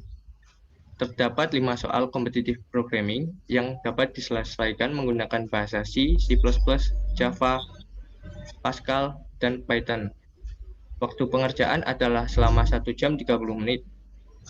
Alat bantu pengerjaan melalui hackerrank.com. Untuk itu, diharapkan setiap tim sudah memiliki akun Hackerrank agar memudahkan pengerjaan. File jawaban dikumpulkan melalui website yang sudah disediakan panitia. Link website akan dikirimkan sebelum acara dimulai. Ketentuan peserta. Setiap peserta tim diharapkan mengerjakan pada satu tempat yang sama untuk memudahkan diskusi dalam pengerjaan soal. Yang kedua, setiap tim diharapkan mengerjakan menggunakan perangkat PC atau laptop yang memiliki koneksi internet yang stabil dan memadai. 3. Setiap peserta diperbolehkan membaca buku atau catatan atau referensi lain selama pengerjaan soal dan diperbolehkan menggunakan beberapa alat bantu pengerjaan yang sudah ditetapkan sebelumnya. 4. Setiap peserta dilarang berdiskusi dengan siapapun, kecuali dengan anggota tim selama pengerjaan soal. 5. Dalam penjelajahan POS, setiap tim wajib mengikuti urutan pengerjaan POS sesuai yang dibacakan oleh MC sebelum acara dimulai. 6. Setiap tim atau peserta diwajibkan mengikuti Google Meeting pada setiap POS selama pengerjaan. 7. Setiap tim atau peserta diperkenankan bertanya kepada kakak pendamping apabila terdapat masalah teknis terkait dengan pengerjaan, dan kakak pendamping berhak menjawab dan berhak tidak menjawab sesuai dengan pertanyaan yang disampaikan. 8. Setiap tim atau peserta wajib mengaktifkan kamera atau on-cam selama bertanya dan wajib menggunakan kata-kata yang sopan dan pantas. 9. Setiap tim atau peserta boleh berpindah pos ke pos berikutnya meskipun masih memiliki sisa waktu untuk pos tersebut selama semua soal pada pos tersebut sudah terjawab. 10. Setiap tim atau peserta yang kehabisan waktu dan belum menyelesaikan jawabannya, maka akan tetap diwajibkan untuk berpindah ke pos berikutnya. 11. Setiap tim diharapkan sudah memiliki akun HackerRank untuk mempermudah pengerjaan live coding atau competitive programming. 12. Segala bentuk kecurangan tidak diperbolehkan dan setiap tim atau peserta yang terbukti melakukan kecurangan maka akan langsung didiskualifikasi. 13. Setiap tim atau peserta diharapkan mematuhi semua ketentuan yang tertera di atas. 14. Keputusan panitia bersifat final dan tidak dapat diganggu-gugat. 15. Hal-hal yang belum tercantum dalam peraturan ini akan diatur kemudian.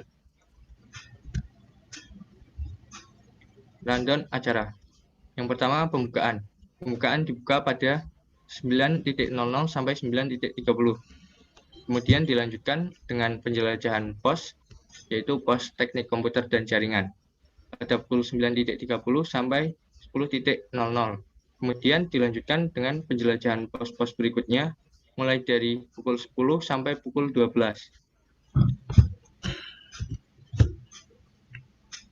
Kemudian apabila semua peserta sudah menyelesaikan soal pada pos, peserta boleh melakukan istirahat pada pukul 12.00 sampai 13.00.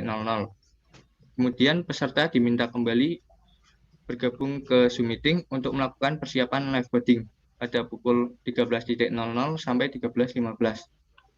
Live coding dimulai pada pukul 13.15 sampai 14.45. Kemudian peserta diminta untuk bergabung kembali ke Zoom untuk melakukan penutupan pada pukul 14.45 sampai pukul 15.00.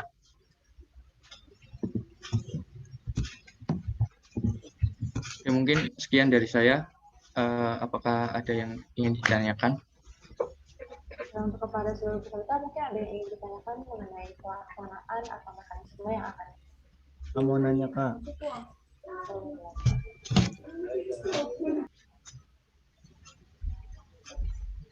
Silakan. Apakah setiap tim harus memakai laptop semua Kak? Mungkin untuk pengerjaan kan menggunakan salah satu akun. Untuk bertanya bergantian ya, tunggu satu penanya dan dijawab terlebih dahulu, baru yang lain jangan bertanya atau on mic atau di kolom komentar. Oke, melanjutkan pertanyaan yang tadi. Untuk pengerjaan kan menggunakan satu akun milik ketua. Nah, itu mungkin bisa menggunakan satu laptop saja untuk pengerjaannya. Terima kasih. Apakah sudah menjawab? Mungkin izin menambah ya, Tris. Mohon izin masuk. Ya. Buat yang mengerjakannya harus menggunakan laptop, ini mungkin itu ya buat yang pengerjaannya itu pisah-pisah, enggak tergabung di satu tempat, itu disarankan untuk mengerjakan menggunakan laptop. Ya meskipun mengerjakan menggunakan HP itu masih bisa untuk babak penyelesaian, tapi kalau pas final itu direkomendasikan untuk menggunakan laptop. Jadi rekomendasi saya ya untuk performa terbaik itu misalkan menggunakan laptop saja. Mungkin nanti HP bisa dibuat sebagai sarana diskusi sesama tim atau gimana juga bisa. Gitu.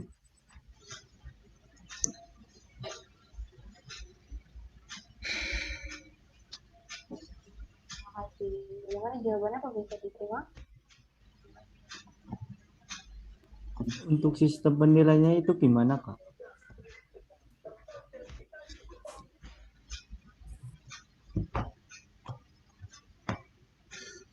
Sistem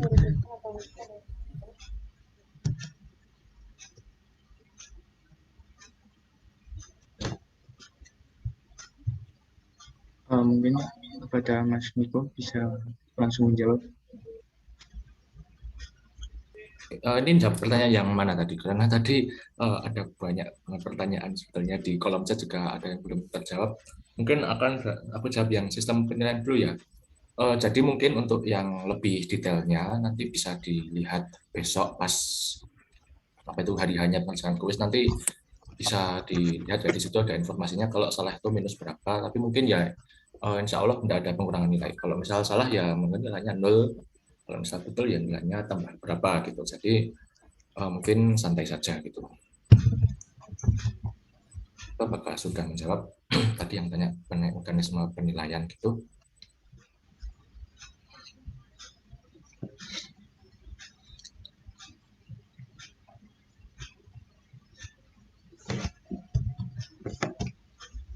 Mungkin saya kira sudah ya. Terus ini aku baca yang pertanyaan yang di chat yang aturan terkait dress code. Tris kayaknya tidak ada ya, Tris? Yang penting sopan rapi aja sih. Iya. Oh iya, yang penyisihan itu tidak dipantau lewat Zoom. Kalau penyisihan ya terserah kalian mau di mana saja, jadinya ya tidak harus mengikuti Zoom, asinkronus ya. Kalau penyisihan ini asinkronus tapi di satu waktu yang sesuai dengan rundown-nya itu tadi yang telah dibagikan sama Mas Tristan. Terus ini yang menjawab pertanyaan dari Hanif Fauzan, apakah soal penyisihan nanti menempel di web atau diberi PDF? Nah ini nanti soalnya itu gabung ya, jadi soal penyisihan itu di website itu ada PDF-nya juga ditampilkan di dalam bentuk PDF-nya itu nempel di website. Nah, tapi terus di bawahnya itu ada tempat buat itu jawab soal dari nomor 1 sampai nomor berapa gitu, ABCD nanti bisa diklik, bisa dinavigasi lewat situ. Nanti soalnya itu bentuk PDF. Jadi tidak satu soal satu halaman terus next, satu soal satu halaman terus next, satu soal satu halaman terus next, itu enggak ya. Jadi soalnya itu dalam bentuk PDF dan juga menempel di web digabung. Terus yang kedua, apakah semua platform lomba bisa diakses lebih dari satu orang? Jawabannya iya. Bisa diakses lebih dari satu orang itu maksudnya mungkin dari satu orang dalam satu akun ya. Jadi kalau misal platform di penyisihan dan platform final itu jawaban dari semua anggota tim itu sudah bisa tersinkronisasi.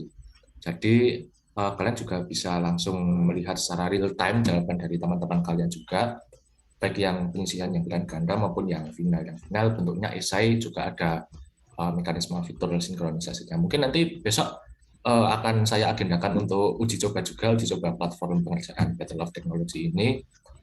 Semoga lancar, nanti akan saya beri instruksi prosedurnya. Besok mungkin sesinya selama 1 hari penuh, jadi bisa fleksibel untuk uji coba. Terus yang ketiga, bagaimana sistem penilaian penyisihan dan final? Untuk yang penyisihan itu mungkin ini ya, penilaiannya itu mungkin diambil akumulasi dari masing-masing sub soal, kan ada 4 ya tadi, ada teknik komputer jaringan, terus ada RPL, terus ada matematika diskrit, terus ada algoritma dan pemrograman. Nanti totalnya berapa nanti dijumlah terus di ranking. Lalu yang final juga kurang lebih ya sama seperti itu. Baik, itu untuk Hanif, apakah sudah menjawab?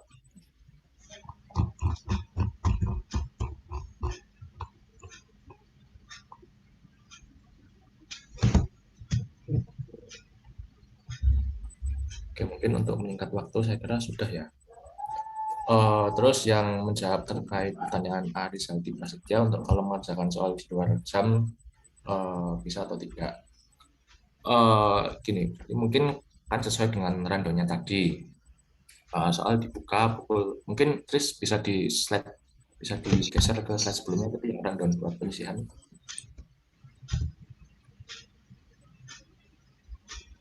Yang penyisihan. Nah, yang penyisihan itu pengerjaannya dari jam 9.30 sampai 12.00 ya. Jadi nanti diharapkan untuk tepat waktu. Mungkin nanti entah dibuka dari jam sekitar jam 9.30 sampai jam 10, terus bisa mengerjakan sampai jam 12.30. Nanti juga mungkin mekanismenya muncul saja. Yang penting durasi pekerjaannya itu 2,5 jam. Begitu. Kalau yang pengerjaan. Kalau sudah selesai ya sudah tidak bisa mencoba lagi. Satu tim itu harus mengerjakan semua atau salah satunya doang, Pak? Oke, mungkin ini langsung aku jawab saja. Satu tim boleh salah satu doang ya, cuman ya dipikir saja. Jadi kalau skornya dibandingkan dengan tim lain yang mengerjakan banyak soal sekaligus ya gitu. Tapi tetap bisa saja. ya disarankan mengerjakan semuanya ya, karena soalnya itu dari berbagai bidang banyak juga. Itu apakah sudah menjawab? Terus mungkin akan saya jawab juga ini materi Cisco CCNA dalam materi TKJ. Nah kebetulan di Pinkfest 2021 ini mekanismenya kan online. Nah jadi kami tidak ingin memberatkan kalian semua buat menginstal Cisco, meskipun di lomba Pinkfest dulu itu juga sempat ada materi Cisco juga, cuman ya ini karena situasinya daring mungkin ya belum dipikirkan lagi untuk mekanisme pengerjaannya nanti kayak gimana, juga masih agak kabur-kabur gitu. Sebenarnya juga agak esensial juga ya, siapa tahu apa itu Pinkfest atau ITV tahun depan bisa mengimplementasikan Cisco. Tapi untuk TKJ di final sudah ada di itu ya,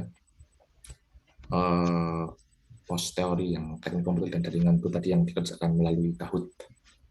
Itu semoga menjawab. Terus tadi ada Kak Finanya terkait sama lomba lain, ya itu terserah ya, mau pilih lomba yang mana, bisa kalau misal sanggup diikuti dua-duanya juga ya bisa. Tapi finalnya ini sinkronus ya. Nanti atur strateginya kayak gimana saja. Terus ini apakah satu tim harus mengerjakan dalam satu device? Tidak harus, soalnya kan kalau misal ada satu tim tapi ngerjainnya itu mencar-mencar, satu di rumah, satu di sekolah, misal satu di mana gitu, bisa pakai 3 device menggunakan satu akun, tapi pakai satu akun saja. Untuk regulasinya mungkin akan dikirimkan menyusul. Yang jelas mengerjakannya itu pakai akun yang sudah terdaftar di Pinkfest kemarin ya, pakai mekanismenya kayak SSO gitu. Begitu, semoga menjawab. Terus jam, ada ini jamnya pas di babak penyelesaian di sekolah ada pemilihan OSIS. Nah ini mungkin juga ya, saya tidak bisa mengubah regulasi yang sudah ditetapkan, jadi ya mau tidak mau kita harus mengikuti itu peraturan yang sudah ditetapkan saja. Juga sudah tertera ya di poster itu kalau penyelesaiannya jam 9 Sabtu. Tapi meskipun jamnya tidak diberitahu ya seharusnya mungkin ya sekitar pagi lah, pagi hari.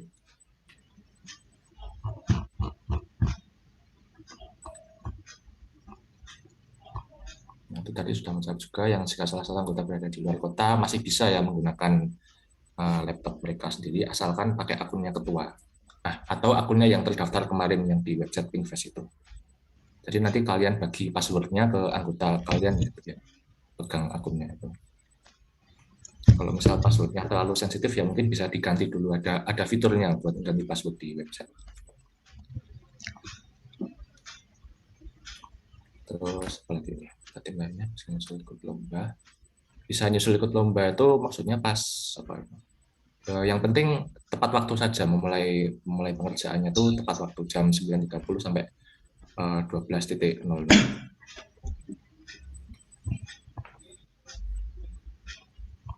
Kalau misalnya nyusul ya nanti bisa kepotong nanti waktunya. Terus ini sebenarnya tadi saya sebutkan untuk pemilihan tetap boleh bersama, apakah boleh bersama melalui bakal Zoom? Boleh banget ya. Untuk yang apa itu mengerjakannya itu di tempat-tempat yang terpisah boleh bersama pakai platform apapun ya. Tapi tadi kan sudah disarankan juga untuk bergabung dalam satu tempat fisik, secara fisik ya. Jadi 3 orang mengerjakan di satu tempat. Kalau misal tidak bisa ya itu bisa menggunakan Zoom, bisa menggunakan Discord, bisa menggunakan apalah terserah. Kalau WhatsApp group kalau misal kuat ya enggak apa-apa. Gitu. Ya bisa ya menggunakan Zoom atau menggunakan Discord atau menggunakan Google Meet juga bisa. Kalau Zoom dan Google Meet kan ada fitur share screen-nya, jadi mungkin bakalannya lebih mudah. Mungkin Discord juga ada. Sesuai enaknya saja gimana. Kita tidak membatasi platform komunikasi. Yang penting ya itu saja, jaga integritas dengan komunikasi sesama di luar anggota tim, gitu aja sih. Terus ini misal pada jam 9.30 ketua tim mengerjakan ini, terus pada jam 10 2 anggota lainnya menyusul. Bisa. Ini bisa ya 9.30 ketua tim mengerjakan sendiri, terus pada jam 10 langsung saja login ke websitenya gitu. Tidak ada batasan, tidak sebetulnya ya ini satu akun login di beberapa tempat. Jadi masih bisa ya, itu yang menyusul itu mengerjakan dulu, terus yang lainnya baru menyusul, tinggal login aja pakai akun yang tua, pakai akun yang kemarin terdaftar di website. Itu apakah sudah menjawab semuanya? Apakah ada yang ingin ditanyakan lagi? Ini sepertinya sudah habis ya pertanyaan yang di kolom chat.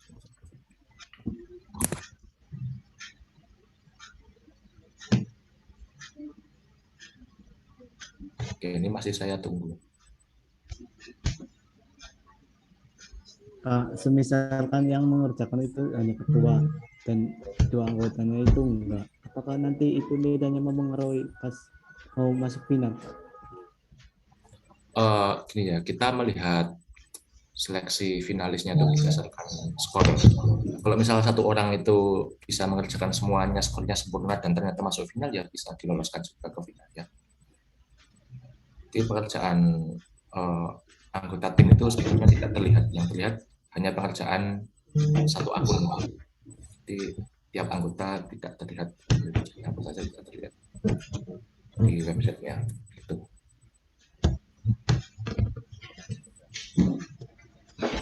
Sudah menjawab. Apakah ada pertanyaan lain?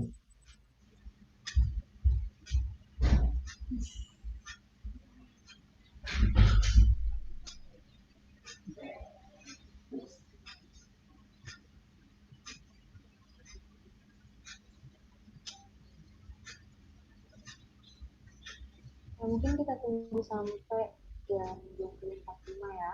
Jadi para yang masih ingin bertanya, dan saya akan menutup sesi tanya jawab ini kepada peserta.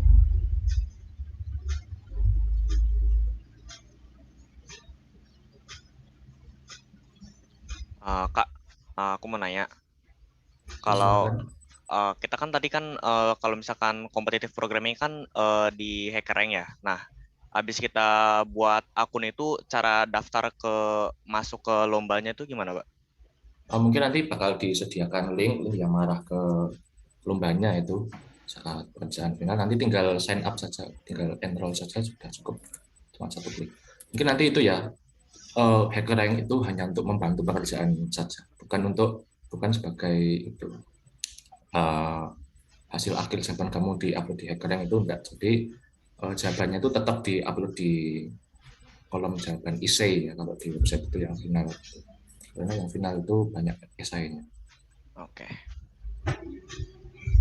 Jadi satu orang bikin satu HackerRank, habis itu semuanya sign up di kompetitif programming-nya HackerRank itu tadi. Nanti. Oke, gitu. Apakah ada pertanyaan lain? Masih dibuka ya ini ya.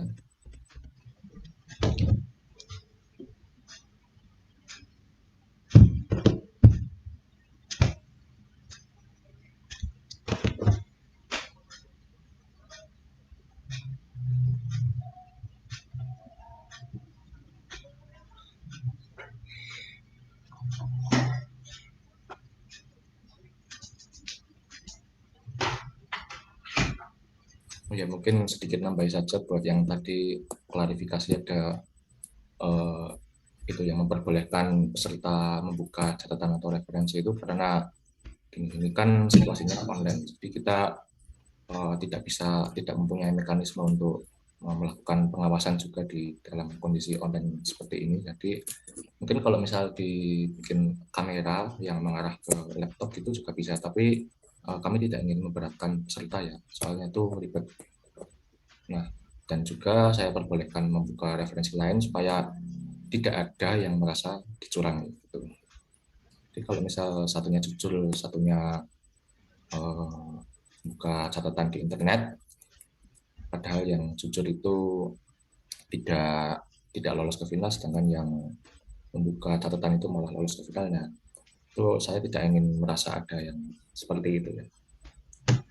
Jadi di sini diperbolehkan untuk membuka segala jenis catatan. Soal-soalnya juga sudah didesain sedemikian rupa supaya jawaban-jawabannya itu ya sulit untuk ditemukan di search engine secara langsung. Tuh. Mungkin ada pertanyaan lagi.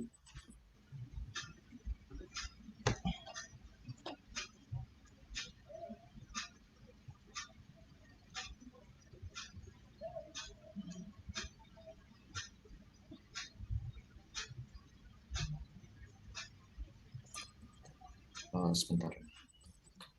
Ini ada dikasih soal-soal tahun lalu, tidak ya. Jadi sepertinya Pinkfest itu tidak ada secara masih soal-soal tahun lalu, tapi mungkin ya entah soal-soalnya itu dikasih atau tidak, tapi sepertinya tidak dari secara ITV. Dulu Pinkfest itu namanya ITV ya, bukan buat beda. Jadi ITV itu lombanya ini. Kalau Pinkfest 2020 kemarin itu tidak ada lomba begini kan, dengan cuma kompetitif programming. Nah, jadi di Pinkfest 2021 ini kami putuskan untuk mengadakan lomba yang lebih bervariasi ya, meneruskan tradisi informatika UNS sebelumnya, mengadakan lomba seputar IT khusus untuk anak SMA dan SMK untuk memfasilitasi itu. Karena lomba kompetitif programming sudah banyak ya.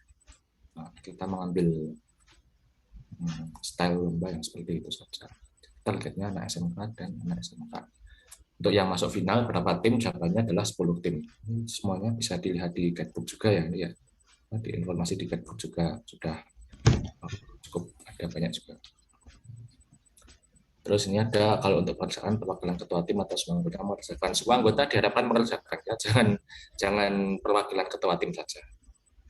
Jadi semua anggota mengerjakan, semua anggota juga login pakai satu akun yang sama ya. Jadi satu akun dipakai oleh 3 orang untuk mengerjakan soal-soal di website. Sebagainya satu akun mengerjakannya tapi 3 orang. 3 orang tersebut login ke akun yang sama itu bisa. Misalnya satu tim 3 orang. Oke, gitu. Terus ini, bagaimana jika kita tidak mau mengoperasikan SQL Fidel dan SQL First, nanti di soal sudah ada instruksinya, jadi santai saja. Kalau misal mau dibiasakan dari sekarang juga itu ya, juga bisa di-explore kira-kira gimana nih caranya. Di soal sudah ada instruksinya. Oke, apakah ada pertanyaan yang lain? Kita akan tunggu untuk satu pertanyaan terakhir ya.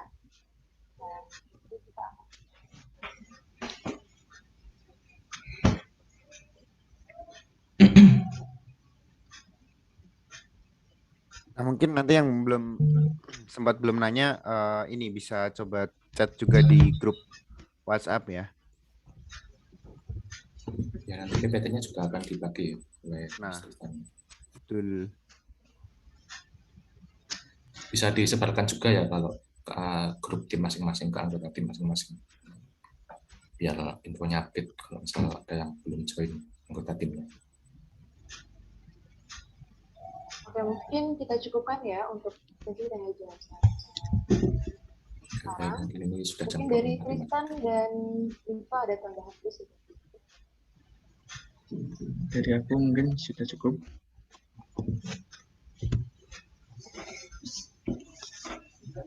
Oke. Nah, mungkin sebelum kita tutup nih. Oke, mungkin terima kasih buat Mas Tristan dan Mas Miko tadi yang udah menyampaikan teknis lomba dan menjawab pertanyaan-pertanyaan. Mungkin setelah ini sebelum kita tutup, kita foto sekali lagi sih ya. Setelah technical meeting ini kita foto lagi. Teman-teman bisa on cam ya? Iya benar. Untuk semua peserta bisa on cam ya. Akhiran. Yuk on cam lagi. Yuk sebelum kita akhiri sesi pada hari ini. Tapi nanti jadi kan pertemuan hari ini direcord ya. Jadi nanti bakal di-up ke YouTube juga insya Allah. Jadi teman-teman bisa menonton ulang. Atau mungkin nanti bisa lihat PPT yang udah nanti ya bakal di-share juga ya ke grup. Oke.